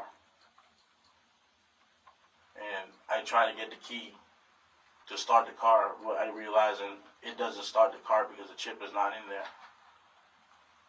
Okay. So when I ran back to the car to try to get out of there, he came chasing after me. And he was like, what are you doing? I'm like, bro, I'm getting irritated, like, you're doing too much. And then I pushed him, and then he pushed me. And then we got into a little shuffling. And then she was there. She was pretty much trying to see where she's going, because where he pushed her, she fell. She got up, and she started, like, limping and trying to run away. And then he ended up catching up to her. And then from where I was standing, I can hear, like, what was happening, but I couldn't see what was happening. So, like, I just hear her, like, sound like somebody's being choked. But I couldn't see, because after he went after her, all I could hear was just choking. I couldn't do nothing because I couldn't get out of there. So I was just pretty much just standing by the car, just, like, wishing, like, it would all stop. And then when he came back, he was like, do you have any trash bags? And I said, for what? He was like, do I have any trash bags? I was like, I don't know. And then he was like, look, you have some trash bag in the back seat. And then the knife I had, he took it. And then he went over there. And I don't know what he did. And then when he came back, he handed me the knife, and it had blood on it. And he handed it to me. He's like, here, hold this, hold that, hold this, hold that, hold this. I'm like, bro, where is she? He was like, go over there and see. I'm like, no, bro, don't tell me you did this. He was like, yep. He was like, if you didn't do it, I was going to do it. So then when he gave me everything, I pretty much touched everything. When I shouldn't, I touched everything. And he was like, put it in the bag. So then now, when we left, I kept looking, I kept praying. I'm like, please tell me she's alive. Please tell me she's alive. And then we're driving back, and once again, I seen a sheriff parked on the side of the BP gas station on Wilford. So when I rode past, I intentionally stopped by the closed gas station, hoping, once again, the cop would just turn around and just follow us. He drove, but I thought he was coming in our direction, so I was a little excited that finally help was coming. But he just drove the opposite way. So the entire time he's driving, the entire time I'm driving, he's trying to reset the phone. And kept asking me, do I know how to reset? I keep telling him no, I keep telling him no, I keep telling him no. So then he told me to pull over again, and then that's when he took the bag, and he told me to open the trunk.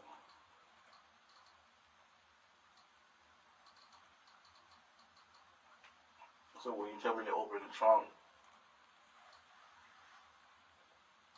we pulled over. He was like, after he told me to open the trunk, we pulled over. And then he was like, turn the car off. I'm like, why? He was like, you don't want no cars driving past the stop. So he told me to turn the car off. Then he took the keys again. But I tried to switch the keys out with the other one that wasn't working. But I couldn't really much switch it out because it has my other keys in there. So then he took the bag and he took his glove and put it in his pocket. And then all the stuff that I touched, he told me to put it in the bag. And then he went in the back trunk and he just started shuffling in the back trunk. I don't know what for. He just shuffled it, and I'm like, what did you do? He said all the stuff that was in the back there, he threw it away. And then he closed the trunk, and I'm like, let me go see. He was like, just drive. So I started the car and I started driving, and he was like, just act normal, just relax. And then he just started playing music, and I was like, I don't want to listen to no music right now. And her mom, her phone is in his hand. Mom is texting, and he's not wanting to respond. And he handed me the phone. He's like, do you want this phone? I'm like, no, I don't want it. I'm not in the mood. I'm like, I'm really angry at you. And he was like, what you angry at me for? I told you, if you didn't want to do it, I will do it. And then that's when he had her Apple Watch. He had an Apple Watch with all the blood on there. And he kind of pulled the string piece apart, and he tossed it out the window. I know exactly where he tossed it, but to say I can find it, no one will be able to find it.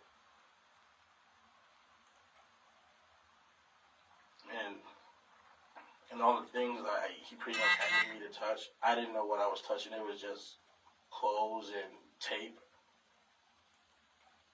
But I couldn't tell exactly what I was touching. I just felt it.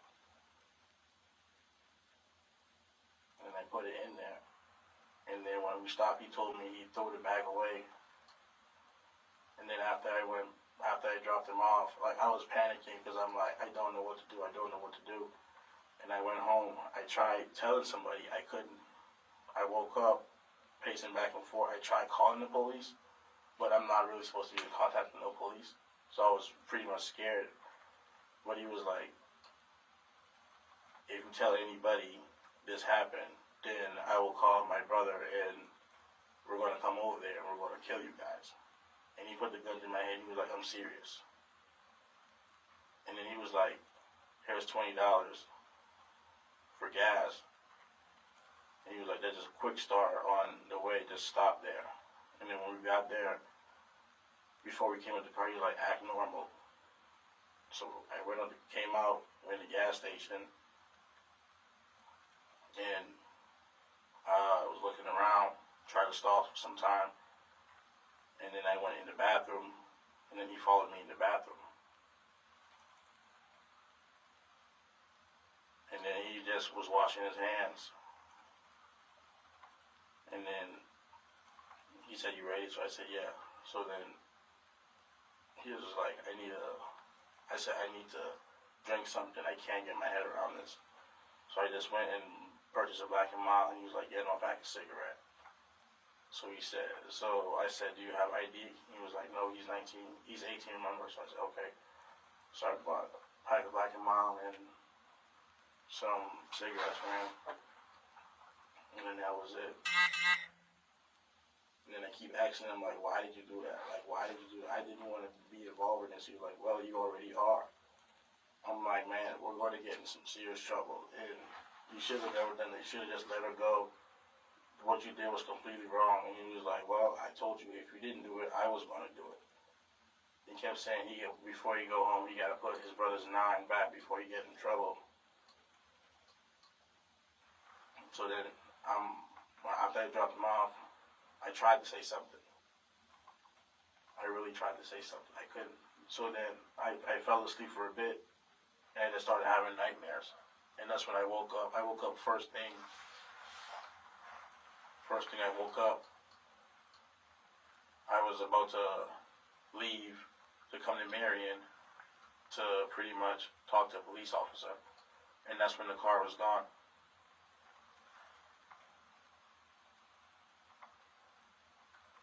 Because I literally woke up 3 times. Because I woke up like so fast in the middle of my sleep. I went outside the first time. I didn't see the car there, so I'm thinking my roommate took it. Mm-hmm. And I went back in. But the car was all there all day Sunday. So what? But the car was with you all day Sunday? Sunday? Yeah. Yeah. Okay. But it was Sunday night going into Monday that you were having the nightmares? I was having nightmares. I wanted to say something, but I couldn't say nothing. Okay. Because he threatened to come over there and hurt Nana and Papa if the cops showed up to his house. To the house he stayed on, his brother's house. He said if they show up there, he knew I said something. Mm-hmm. So I just pretty much having nightmares, and I wasn't really pretty much talking. My girlfriend asked me what's wrong. I couldn't say what was wrong. And then that's when I was like, yeah, I'm gonna make this right. And then when I woke up the first time, look outside, the car wasn't there, so I assumed my roommate took it. I said, hey, if you wanted to use the car, all you had to do was ask. And he was like, what are you talking about? I'm like, the car is gone. He was like, well, I don't have it. And I checked my pocket. The keys are there. So I'm like, he didn't take it. And then my phone alerted me that the car was there, but it moved. And then I went outside again just thinking it was all just me hallucinating.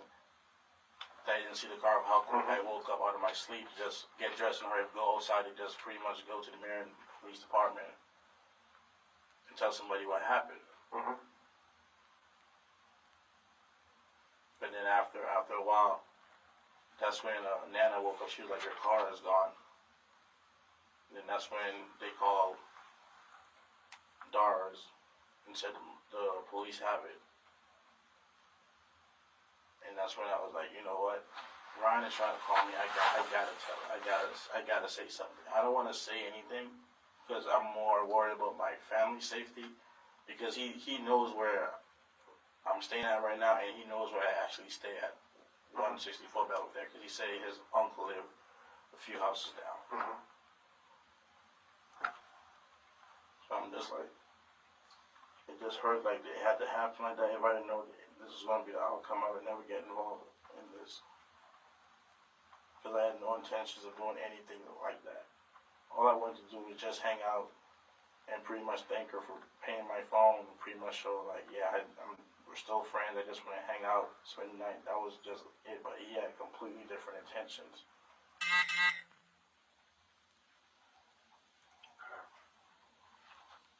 Because I'm down there and I can still hear her like begging me to help her, and I kept saying in my head, I'm trying, and just can't take it. It's a lot to unpack there. You don't know Dakota's last name? He goes by Smith or something like that. Okay.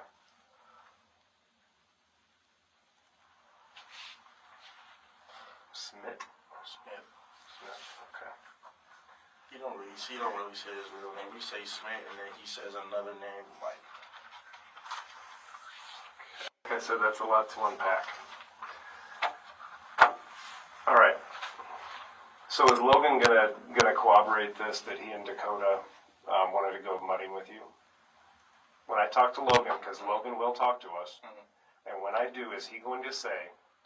Because again, I hate to say this, but at this point, your credibility is kind of trash, right?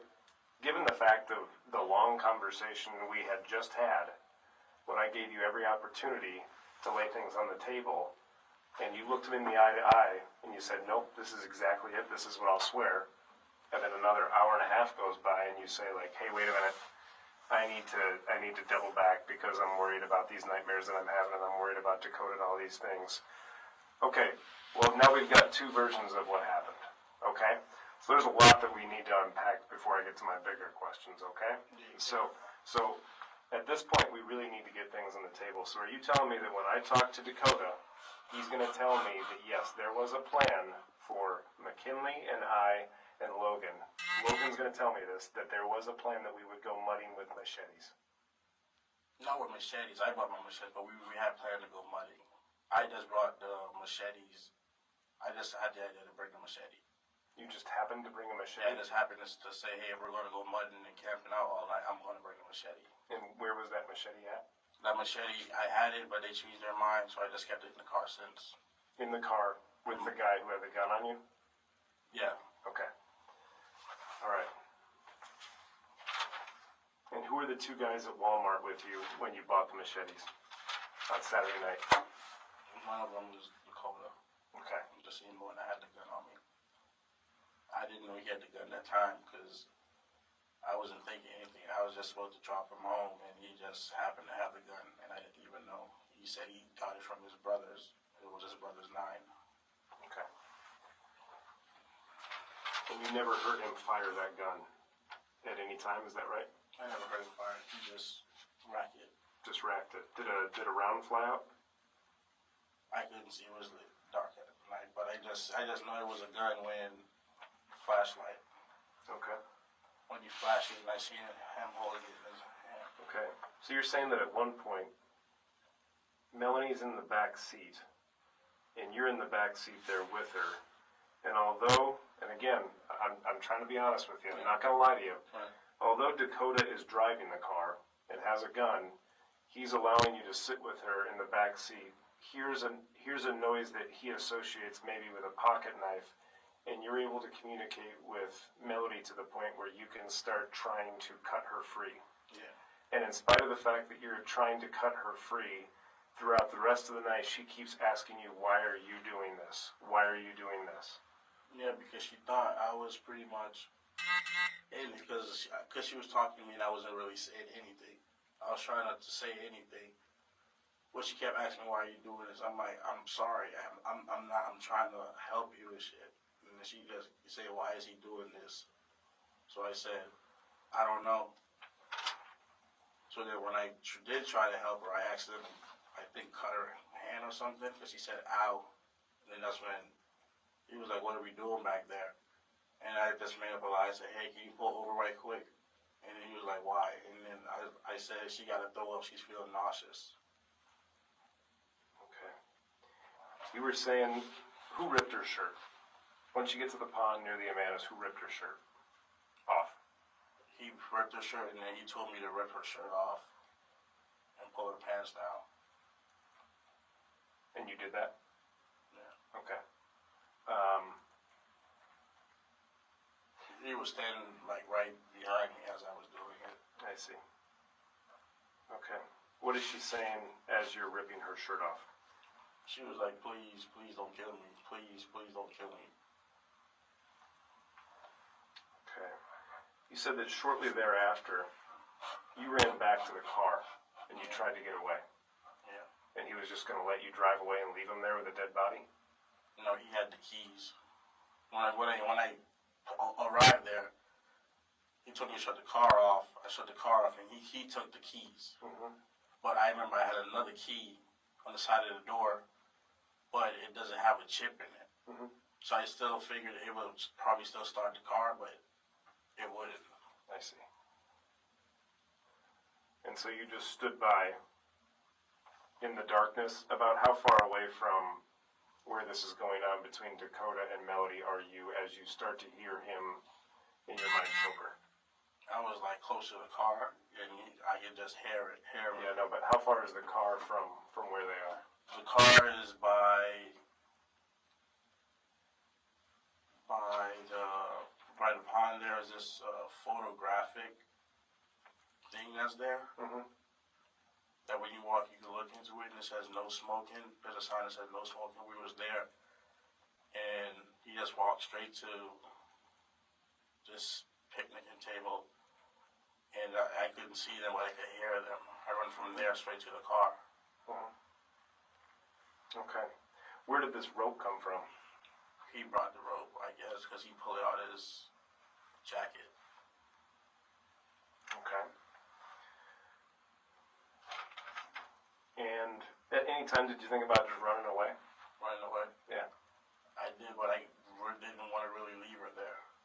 But you did leave her there. He had a gun, man. I couldn't do anything.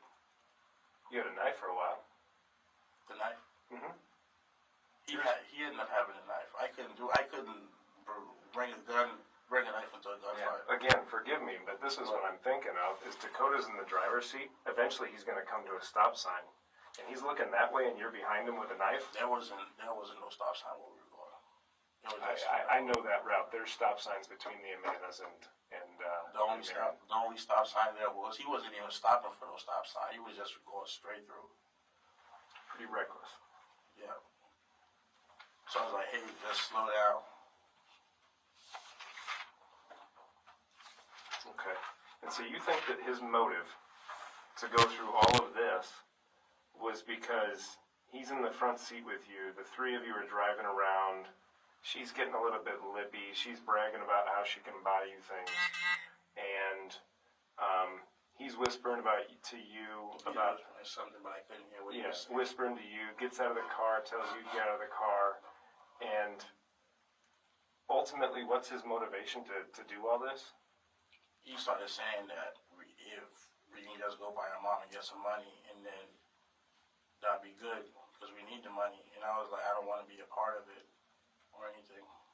That's what I was telling him. So he went from wanting to drive by Melody's mom's place to get some money to, well, I guess I'm going to have to beat the shit out of her, tie her up with duct tape, hold another guy at gunpoint, and have him assist me with taking her out to a pond 30 miles away to choke her, do whatever else, and then I'm going to make sure that McKinley is the one who handles all of the bloody evidence and hangs on to it.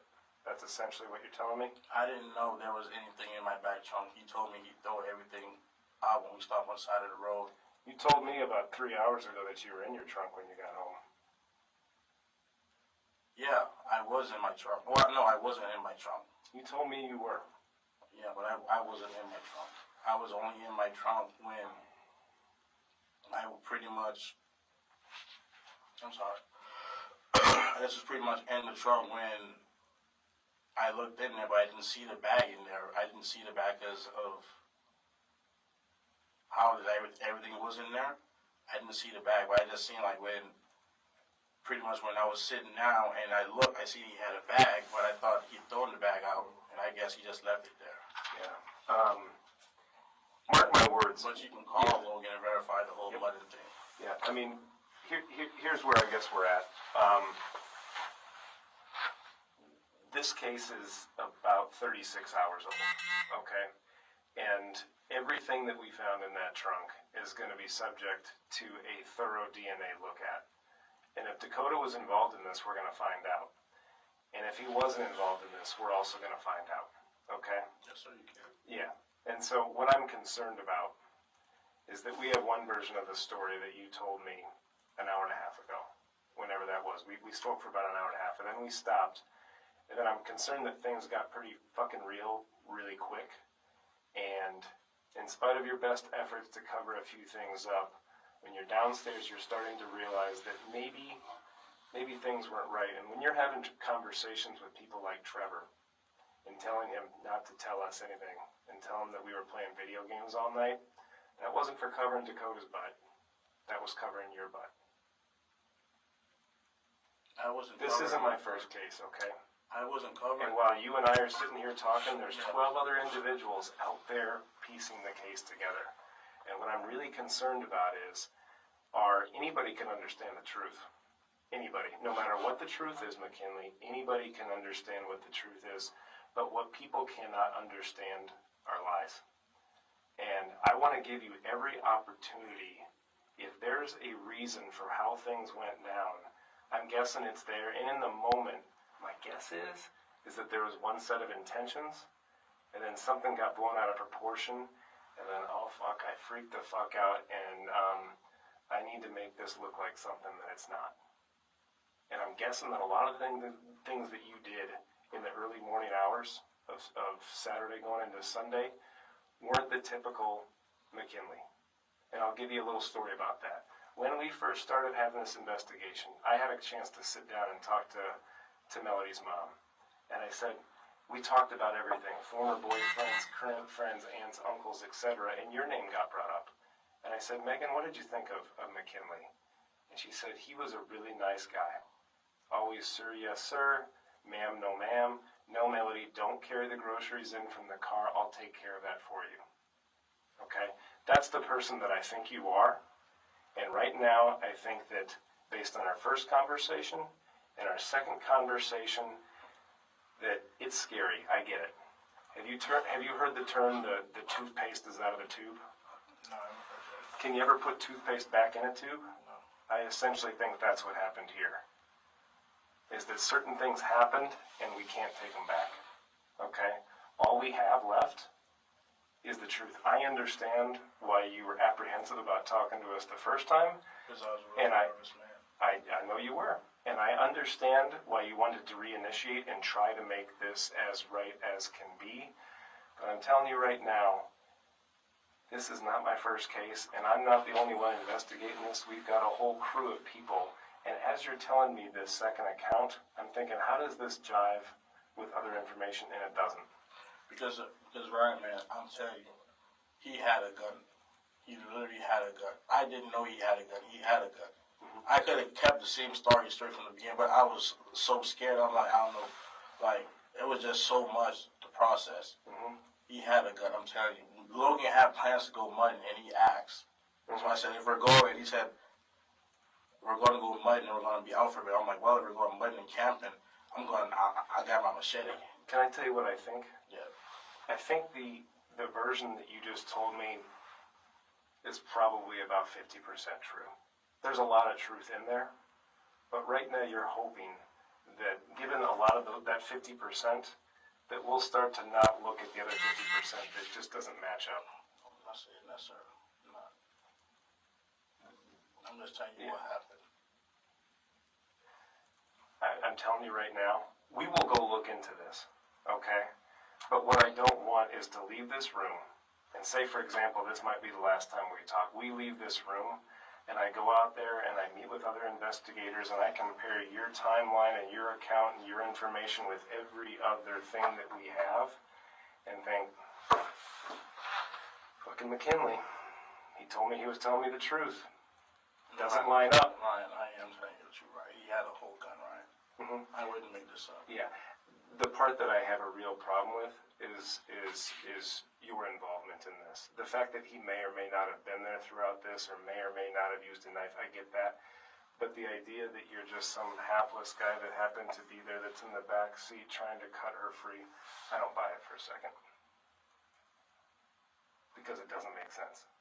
No, it doesn't make sense. It doesn't make any sense that a person who's holding you at gunpoint would look straight that direction and allow you two people to sit in the back while you're cutting her free after he just beat the shit out of her. He didn't know I was cutting her, right? McKinley, this is a small vehicle, okay? We are past that point. of understanding, like, all that sort of thing. I'm telling you exactly what happened, man. I just don't believe that that matches up with our case facts. And I'm telling you right now, okay, I can tell you were nervous the first time we talked. I can tell you're nervous the second time we talked. I want this to be an opportunity for you. Whatever the truth is, believe me, I've heard worse. Okay? Whatever the truth is, McKinley, anybody can buy the truth. Anybody. I've heard worse. Whatever the truth is, let's get that out on the table so we don't have to send you back to wherever you're going and stress about, oh gosh, did I make a mountain out of a molehill? Did I make this worse than it needed to be? Should I have just come to the table for the first? And I can see that you're getting emotional right now because you know this is true. I know you're getting emotional right now because in the back of your head you're thinking there's this one thing back there that I haven't talked about that I wish I would. But it's difficult. It's like tearing off a Band-Aid.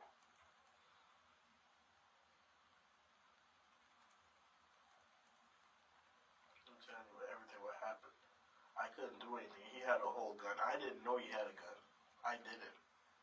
I tried to help him out. I couldn't do anything. She kept asking me, why are we doing this? I told her, I'm trying to help you.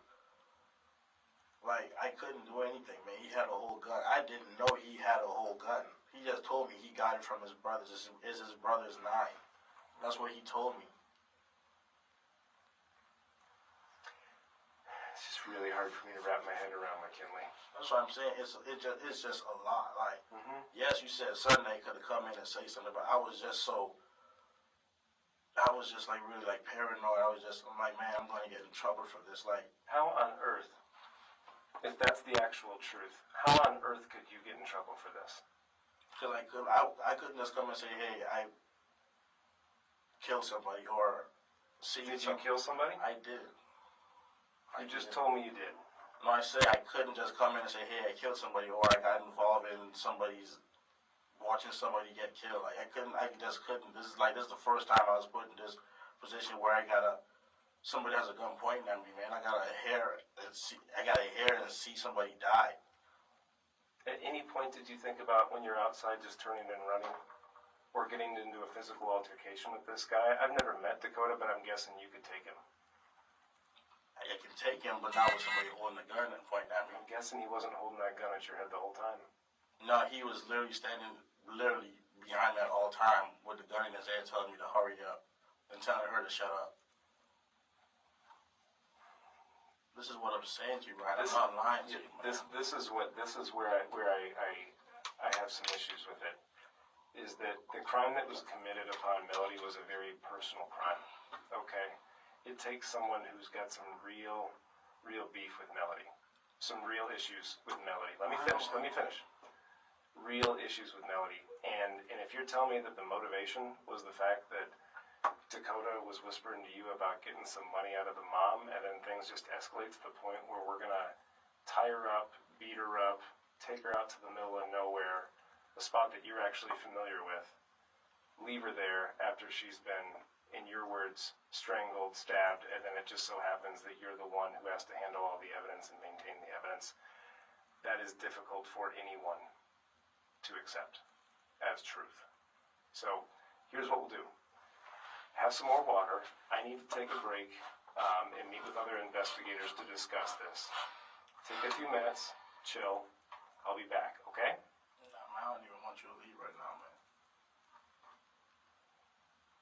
I just really need somebody to talk to believe me, man. I didn't have no real beef with this girl. No, none whatsoever. We literally talked like normal people on the phone. I had no beef with this girl. Okay, then why are you going around telling Trevor and other people to lie? I wasn't really trying. Why is Nakia so worried about her phone? You said what? Why is Nakia so worried about the phone that she has? Why is she so worried about it? Because she don't know what's going on. There's a lot of people out there that it seems like you've been doing some covering in the last 24 hours. No, I haven't been doing any covering. Pretty much, I just stayed quiet. I was like shut down.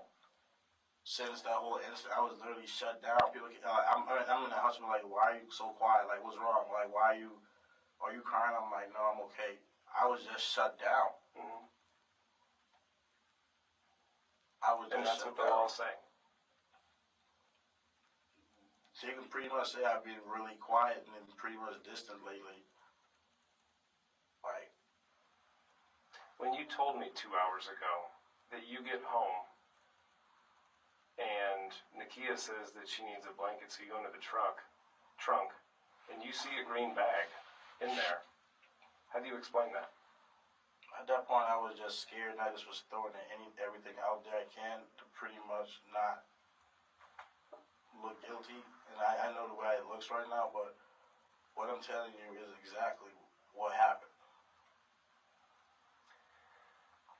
I'm just not there yet. I know it's hard. I know it's hard. I'm just not there yet. There's just too many problems with this, and that's just me talking. That's not some. Investigator Ryan talking. Yeah, that's just me who's been sitting here. And believe me, as a person, I genuinely like you, but I just am looking at you like you've got the mountain. You're carrying the world on your shoulders, and you haven't quite just unloaded it yet. So I truly do need to use the restroom. I'm going to go do that. I will be back in about 5-10 minutes, okay? All right.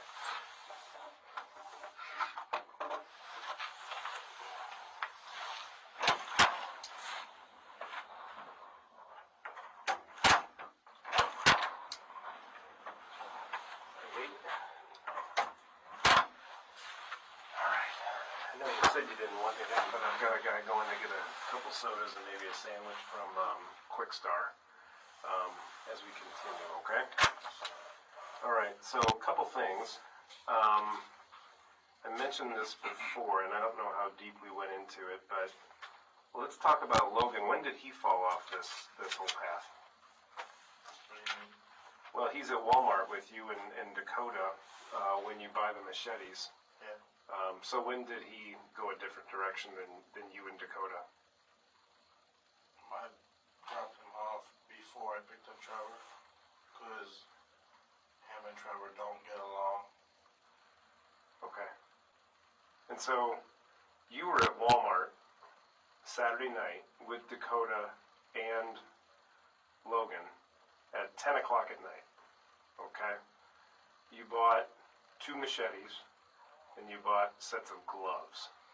So you told me why you bought the machetes was for this muddy camping trip. Why are you buying gloves? Dakota said to. He told you to? Yeah, he didn't tell me why. He just told me to buy them, and for the machete part, pretty much he wanted one where he couldn't get it because they required an age verification when you scan it out. So I just pretty much got mine, and he told me to get some gloves. I told him what for. He said, "Trust me, just get some gloves." Okay.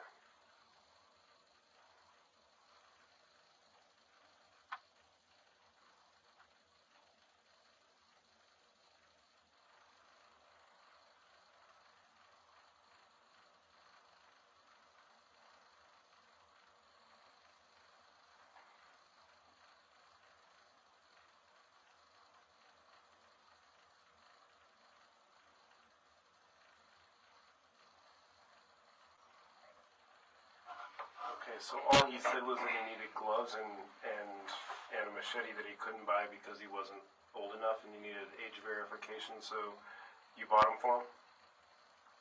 Yeah, he handed me the money, so I just paid for it. Cash? Okay. What reason did he say that he needed gloves and machetes? 2, to be exact. Well, I don't know. So you just buy machetes for I mean, 17 and 18-year-olds without, or 19-year-olds without a reason why? I mean, because we all was pretty much going somewhere, so I just said, hey, why not? Because when I had mine, so it was like, oh, where did you get it from? I'm like, Walmart. Okay. So he told you that you guys needed to go to Walmart, Yeah.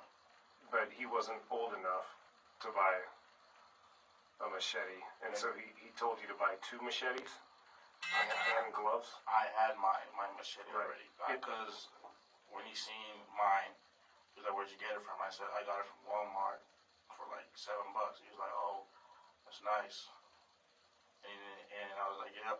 And then when we ended up going to Walmart, I ended up showing him exactly where they were and told him they were like $7. Mm-hmm.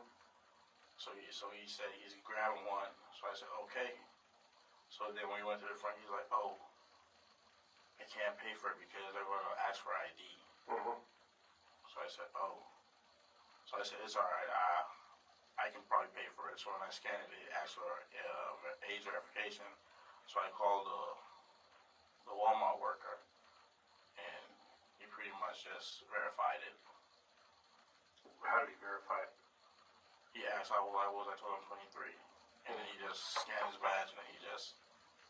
I see. Okay. And you never asked Dakota, other than the fact that Dakota said it was sweet, he said that he wanted you... And why did he need 2 instead of 1?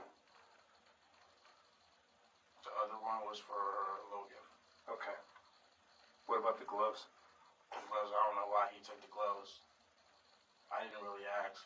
I just said, okay, well, like, these gloves are expensive. Mm-hmm. So he said, yeah, we should just get them. So he said, trust me, just get them.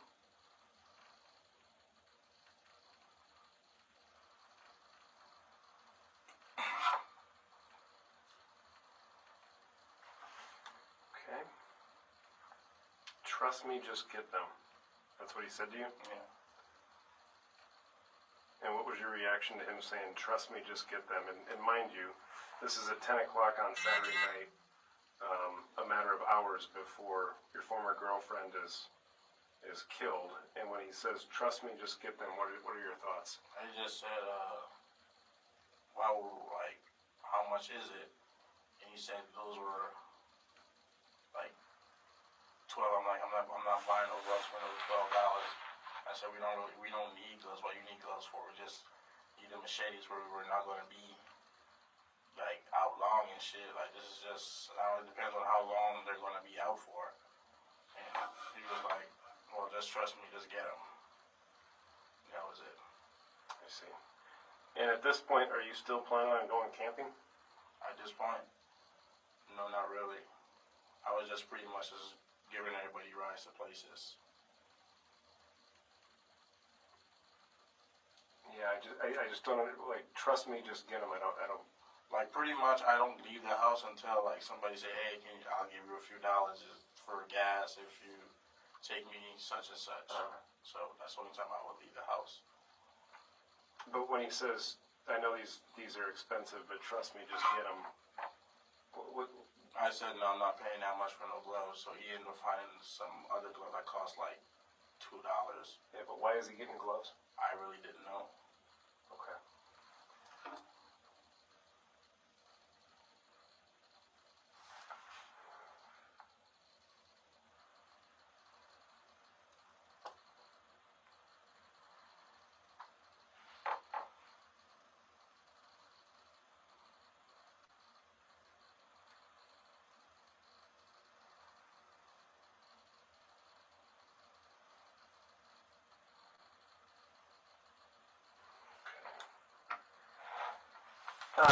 When was the Apple Watch ripped off? When he came back, I seen he had it in his hand, and he was telling me if I know how to reset it.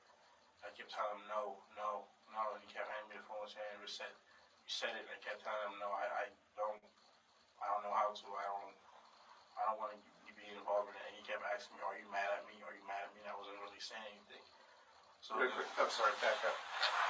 Where are you guys at geographically? Where are you at when the phone, the Apple, not the phone, but the I misspoke.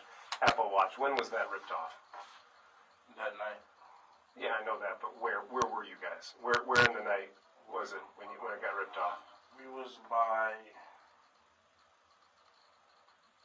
between Notchroom and General Mills. Oh, so it's still in the Cedar Rapids area when that got ripped off? Yeah. No, I didn't know he had it until he took it out of his pocket and was like, look what he got. And there were like her blood all over it. And he like ripped pretty much the wrist part. The bands, yeah. Yeah. And then he tried the same password for her phone on the watch, but it was the incorrect password. And is this on the way back from the Amana, or on the way to the Amana? On the way back from the Amana. On the way back, when you're near General Mills, he takes her Apple Watch out of his pocket. It's got blood on it. He rips the bands off, and what does he do with the actual watch itself? He was trying to put the password in, but the password that he wrote down in his phone for her phone, it wasn't working. Because when she told him the password, he went on his phone and he saved it in his phone. Mm-hmm. So when he had the watch and he ripped the bands out, he threw the bands out the window, and then he was like, we can get some good money from this phone. And he was like, oh, if I didn't know the password to the Apple Watch, you could have gotten some good money and taken it to the pawn shop. So I kept telling him, like, why did you do that? Why did you do that? And he was like, because I told you if we didn't do it, I was going to do it. And he was like, we come this far, so we had no choice. I'm like, we had a choice. You could have just stopped, but you wanted to keep doing extra shit. So the whole time he was like, don't worry about it. Nobody's going to find out nothing. Okay. So then he had the watch, nothing. Okay. So then he had the watch in his hand, and then kind of rolled a sleeve in his hand, and he kind of like wiped it, and he just tossed it out the window. Okay. And you said you know exactly where it is? It was there, and I can't tell you exactly where it landed, but where it was thrown, it was like pretty much between Nordstrom and General Mills. Nordstrom and General Mills. Okay. I go on the side of the street, a road. Okay. So you said that, I'm sorry, where did you say that you took Logan, or you dropped him off after you and Dakota and Logan leave Walmart with the machetes, and that would have been 10 o'clock. I mean, that's on video, that's confirmed. 10 o'clock on Saturday night, you three leave. What happens to Logan? I took Logan back to his grandmother's. And it was just you three in the vehicle? You, At the Dakota, time. and Logan, when you take them back? Yeah. Okay.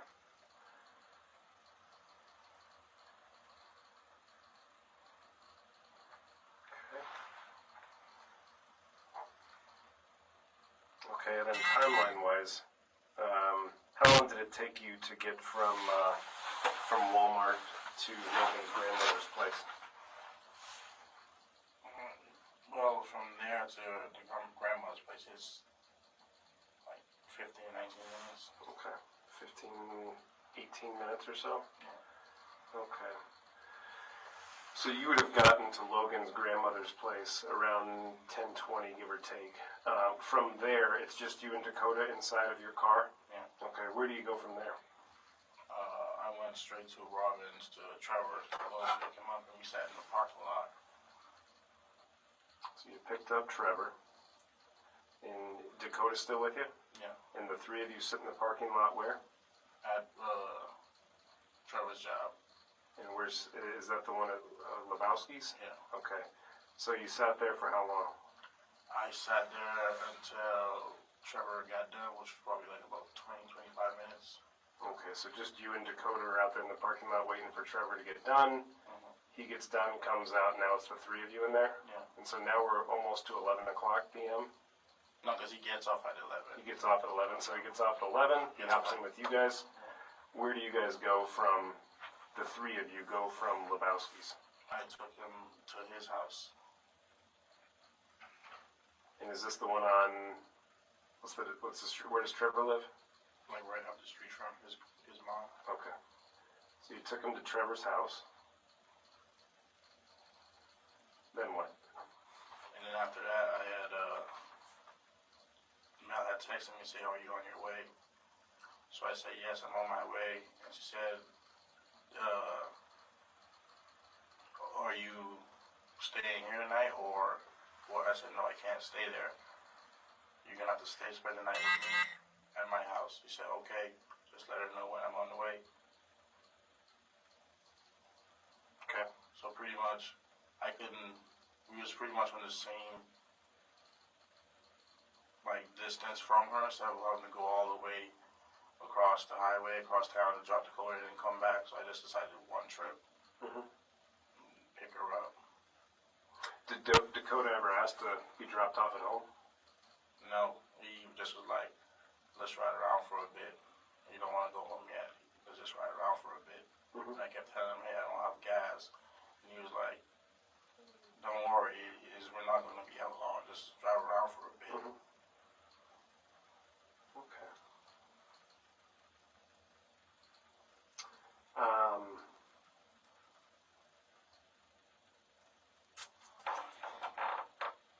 So once you guys leave Walmart, you and Dakota are with each other until you guys return to Cedar Rapids and you drop him off, right?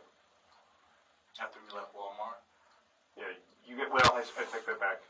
You guys are together, you, Logan, and Dakota, right? You go to Walmart at 10 o'clock, you get the machetes. After that, you drive back to drop off Logan at his grandmother's place. From there, you and Dakota go to pick up Trevor at work. He gets off at 11. After that, you drop off Trevor at the house, and then you and Dakota start heading towards Melody's. And then the three of you are together for the next, would you say, several hours?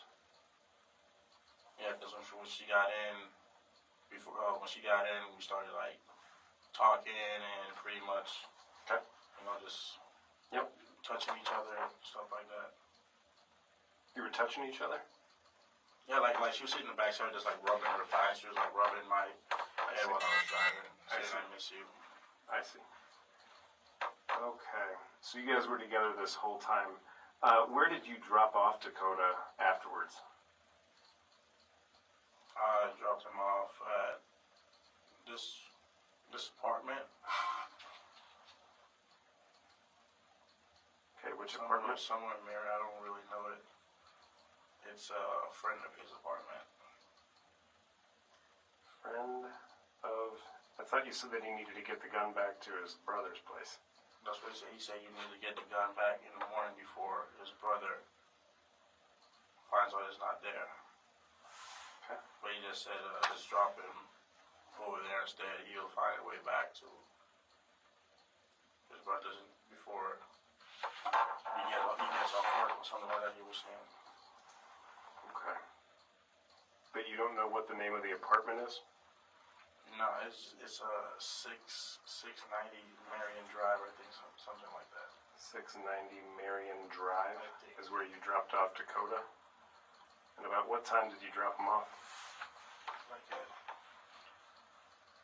I think 2:30 or 3 o'clock when I got. 3 o'clock on the dot. Okay.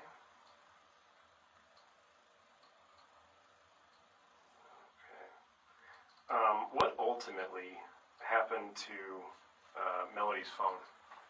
Oh, that part, the phone. He tossed it out the window. He did? Yeah. Okay.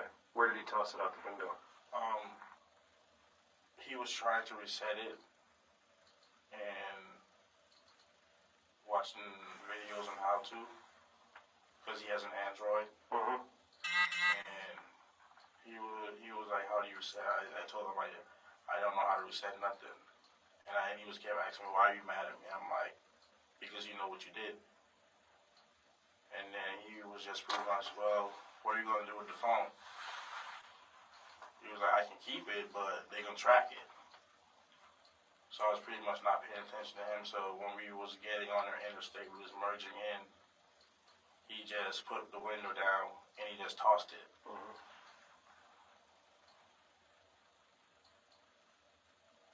And this was just before you guys went to Quick Stop? I think, yeah. Okay.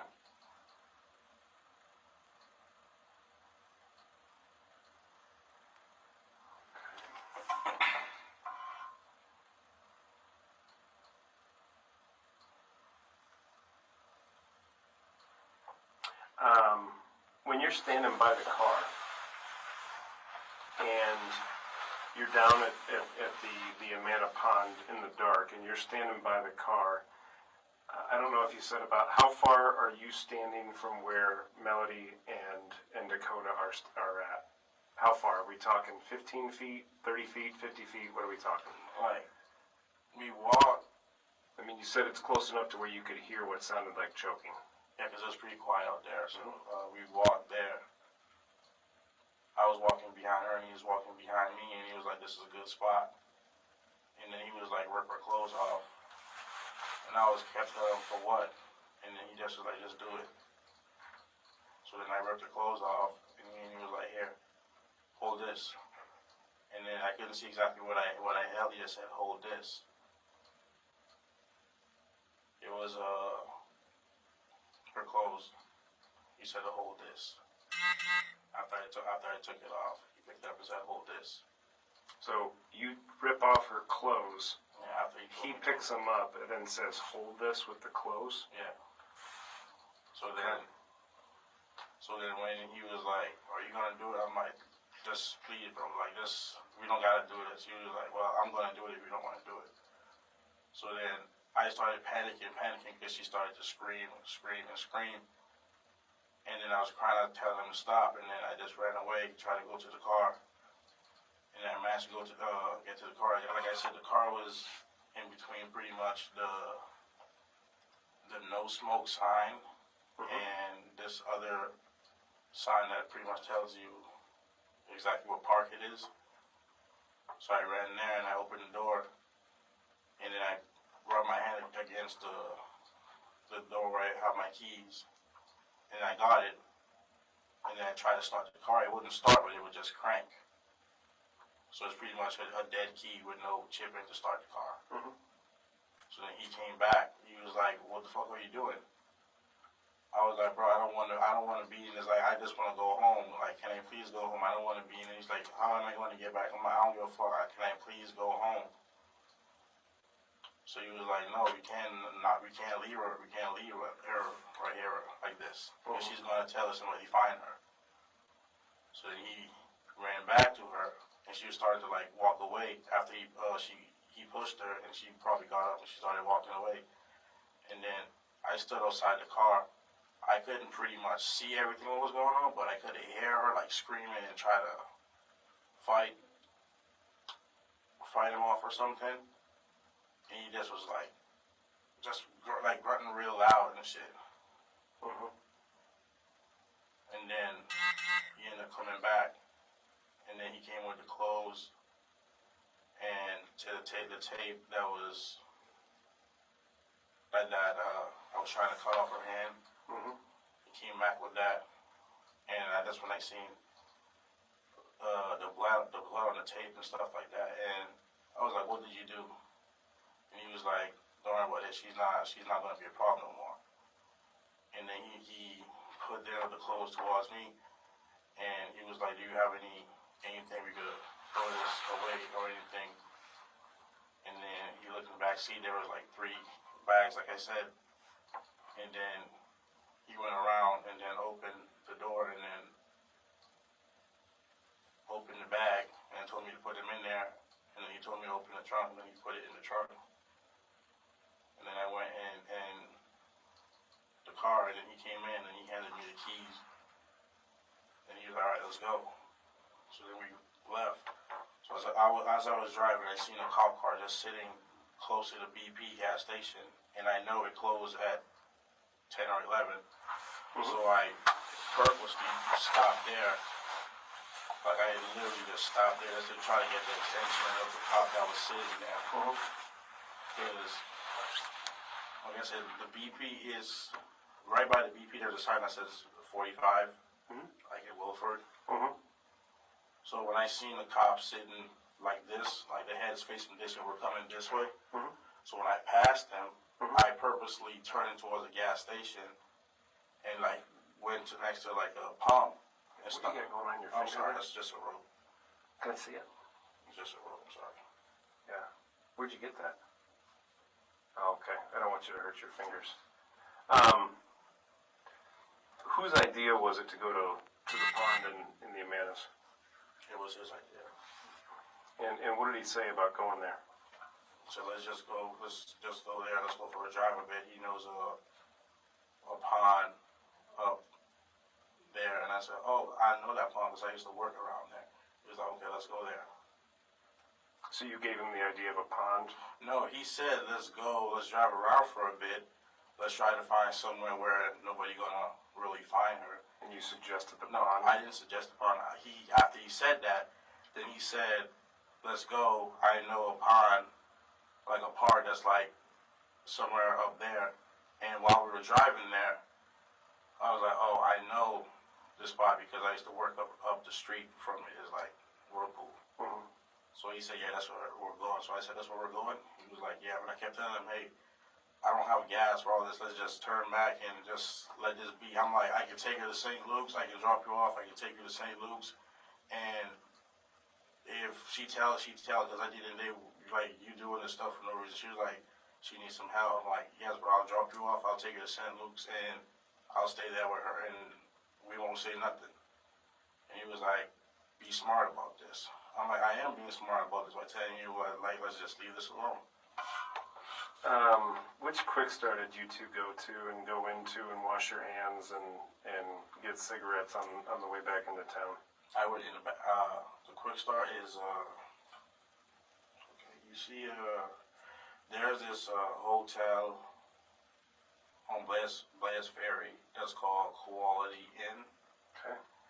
Right up the street there's a quick start, and I think further down there's a Burger King. To make it easier, I think it's a quick start that's close by Target. Okay. On Blair's Ferry? Yeah. And I didn't ask this before, but what was Dakota wearing throughout that night? He was wearing a black greenish. It looks black to me, but some might say it's gray or green. He was wearing that, and he was wearing his beanie, his sweatpants, and his shoes. Okay. Sneaker shoes. What kind of sneakers were they? They were, I think, gray. I know Nikes, J's, what? I didn't see them. They were more like regular running shoes. Okay. Gray running shoes. And when I went in the quick start, he was like, just act normal. And I went in there and I went in the bathroom to pretty much throw up because I was just sick to the stomach. Did you throw up? I couldn't throw up. Okay. And was this before or after he threw the phone out the window? This would have been after? Yeah, like right when we're coming from, where is this street at? We're coming from Johnson, going straight up the hill to pretty much take the interstate by Fleet Farm. Mm-hmm. So you know where that is? Mm-hmm.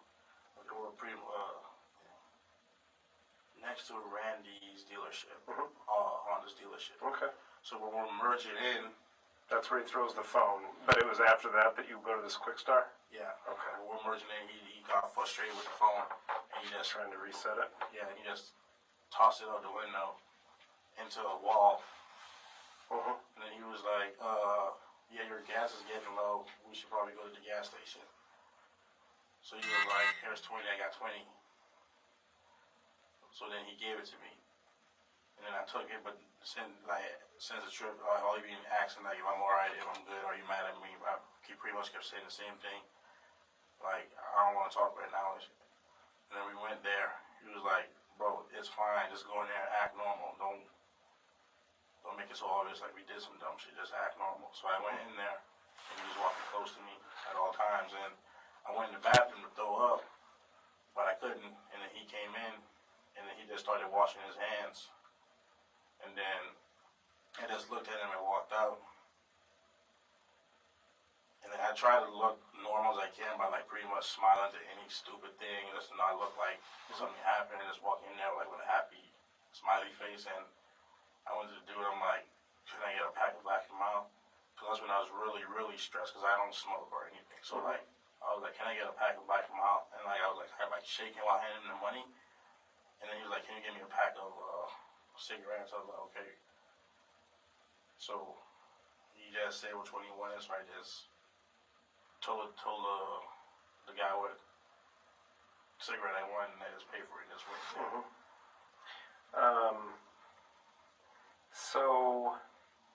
So from the time you leave, we talked about this before, but from the time you leave Walmart all the way up until when you drop Dakota off at the apartments that you discussed, maybe 690 Marion, around 2:30, 3 o'clock, you guys are together the whole time, right? Okay. When you dropped him off, did he take anything with him out of the car? He took glasses. Her glasses. Her glasses? Yeah. Oh, wow. I think her glasses. Yeah. Her glasses. Okay.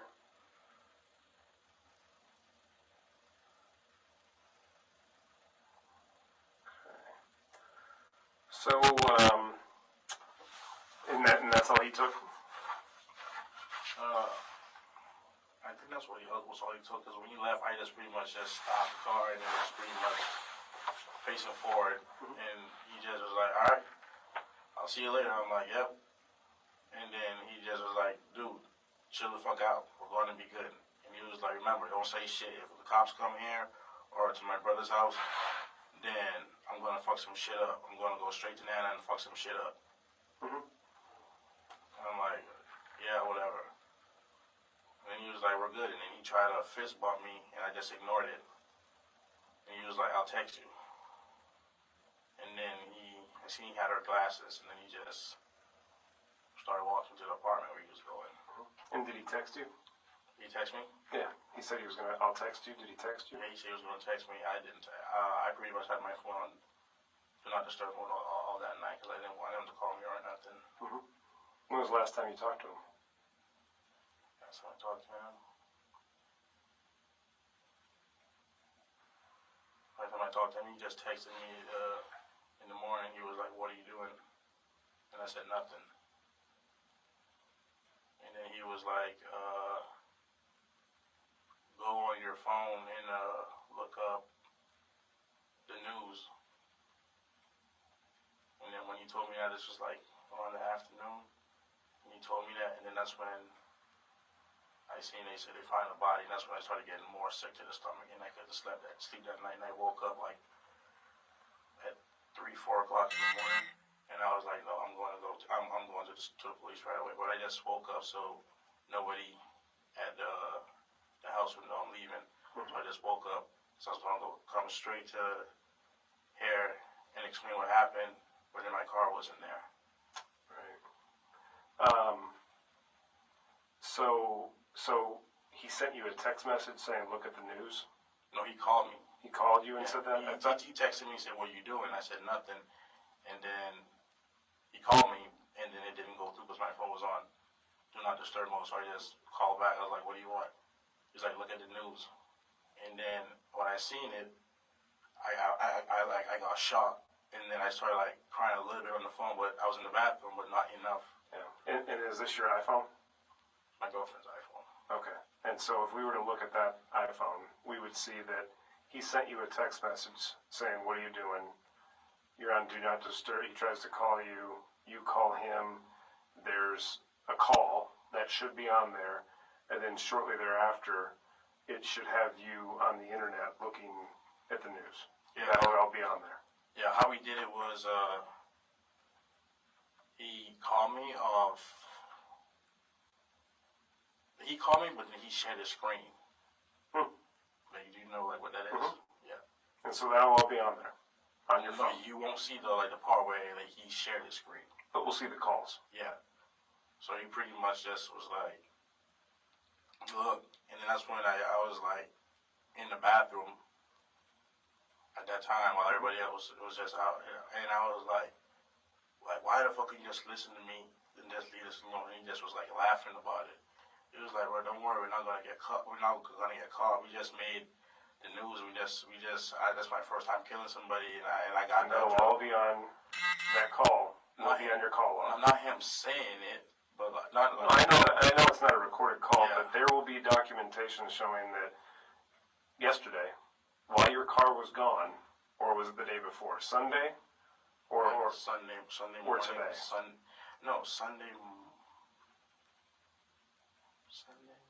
afternoonish. Okay. You're having this conversation with him. While I was in the bathroom. Okay. And all of that will be documented on his phone and on your phone? Okay. And that was the last time you talked to him? Yeah. Okay. And he just was telling me how her glasses are nice and how he liked them and that they were real glasses. So.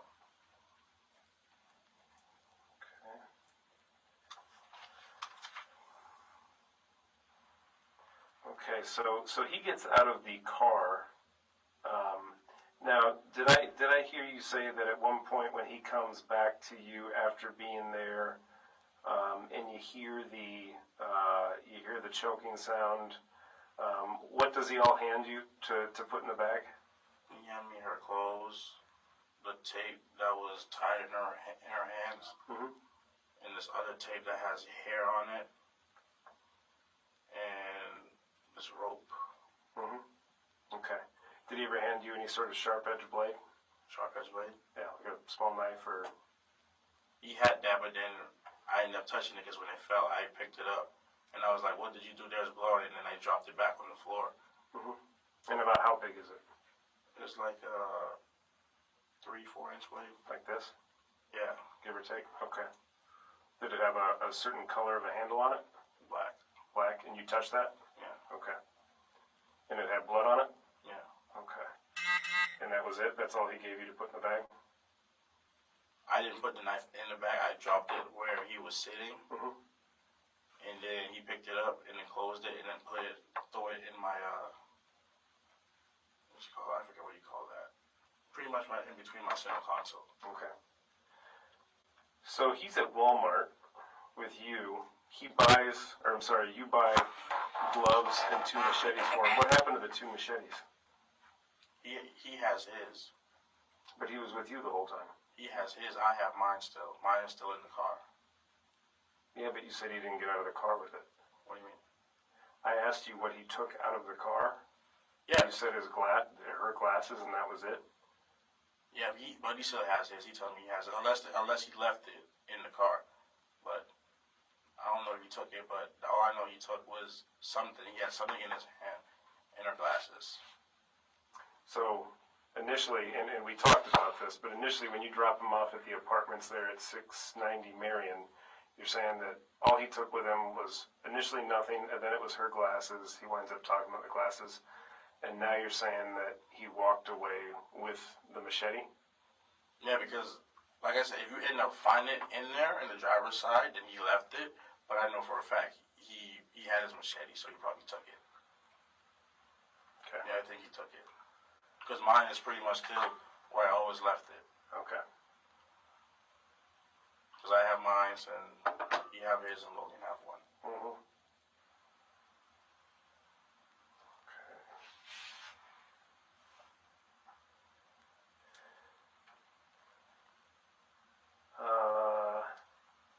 So you tied her up around the wrist per his instructions? Yeah. Okay. You said that you got some tape with hair on it. Where did that come from?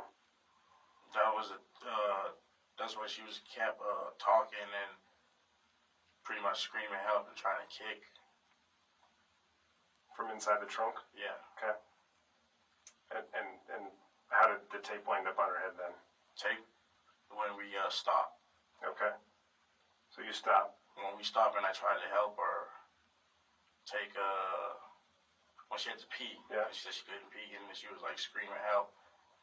And then he just got angry and he just pretty much grabbed the tape and he just wrapped it around her and then pushed her on the ground. And then I was like, bro, like, you don't gotta do all of that. Cause like I said, we were on the side of the street. It was like a little ditch. So like if she'd have rolled, she would just roll straight down in the ditch. So like I helped her off and dusted her off. And she was like, just doing this.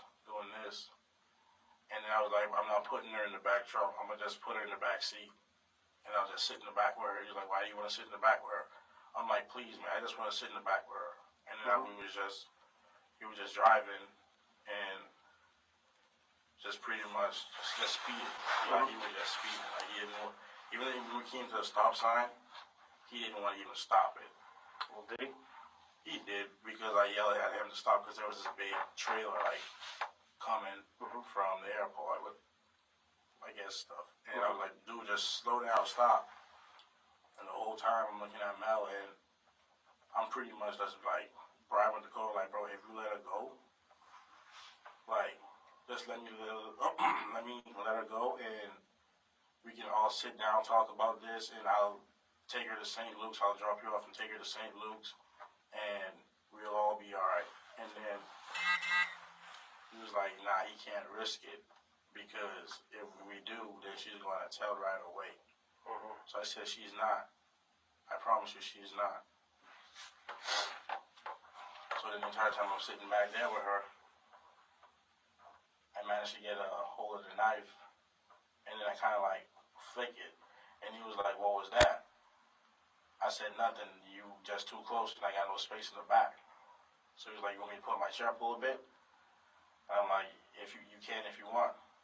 And then I kind of leaned over to Mel, and I was like, let me like turn around a little bit so I can take her hand.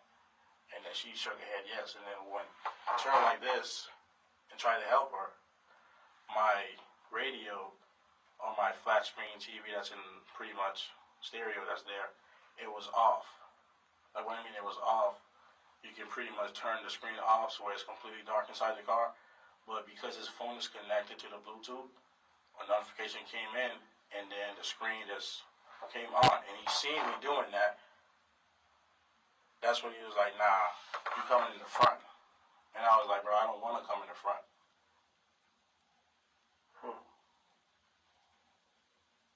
And she was taped behind her back or in front of her? In front of her. I mean, in behind her. She was taped like that? Yeah. Okay. And eventually it was around her head too? Because when he told me to tape her, I just literally did one loop so that way she can pretty much get out. But he was like, what the fuck is that? Wrap it all around till all the tape was gone. And I just doing it, I was like, that's good. He was like, nope, she'll be able to get out, trust me. And then while she was kicking and kicking and kicking, and he was like, well, I'm getting tired of this kicking. And I was like, bro, can you please just stop? And the whole time, like, while my back piece is down, she's trying to crawl out to pretty much get out towards us. And then he ended up going in between my little center console pocket, and there was this pink taser there. He was like, what is it? I said, a taser. And then he took it, and then he tried tasing her with it, but the battery ended up dead as soon as he touched it. So you've got a pink taser in your car that he tried to taser with? Yeah. Okay.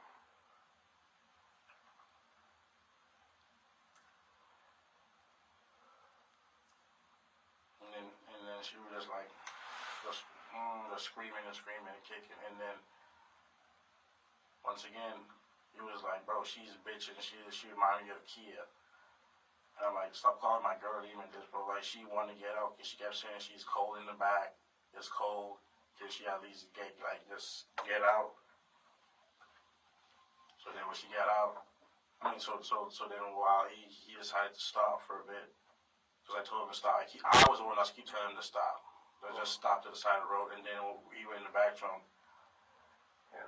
When he looked in the back trunk, he was like, do you have anything back there I can tie her, hog tie her with? I said, no, I don't have nothing you can tie it with. And then he was like, all right, get out. So I got out, and he looked in the trunk. There was my, this yellow rope. And he tried to hog tie her with it, but he couldn't. And then So what rope did he find? It was a towing rope. A towing rope? Heavy-duty yellow towing rope. Okay. And he tried to hog tie her with that? Yeah, he tried to hog tie so she can stop kicking. And whereabouts did this take place? Right when we stopped, almost by the airport on the way Okay. to the Almost B- by the airport. to the BP gas station. Okay. So tell me about, I mean, we can agree that you wouldn't want to get anybody else involved in this, right? Not unnecessarily. Okay. So why would you reach out to Trevor and tell him to lie for you? Because after what happened, I felt so guilty. I'm like, hey, like, I don't know, I'm losing my mind right now. Just, if anything happened, can you just please tell him, like, I was like at your place because something happened and I'm not. And he was like, what's going on? I'm like, I'm just saying. Because I wanted to say something, but I couldn't say something. And you told Nakia that you were busy door dashing? I told her I was busy door dashing, and I told Trevor that just to say I was with you. Mm-hmm. And that was it. Yeah. I was confused on what exactly like who to tell. I tried to speak up to somebody, but I couldn't. Yeah. What do you think Dakota will tell us? Most likely he will try to put the blame on me and say he never had a gun.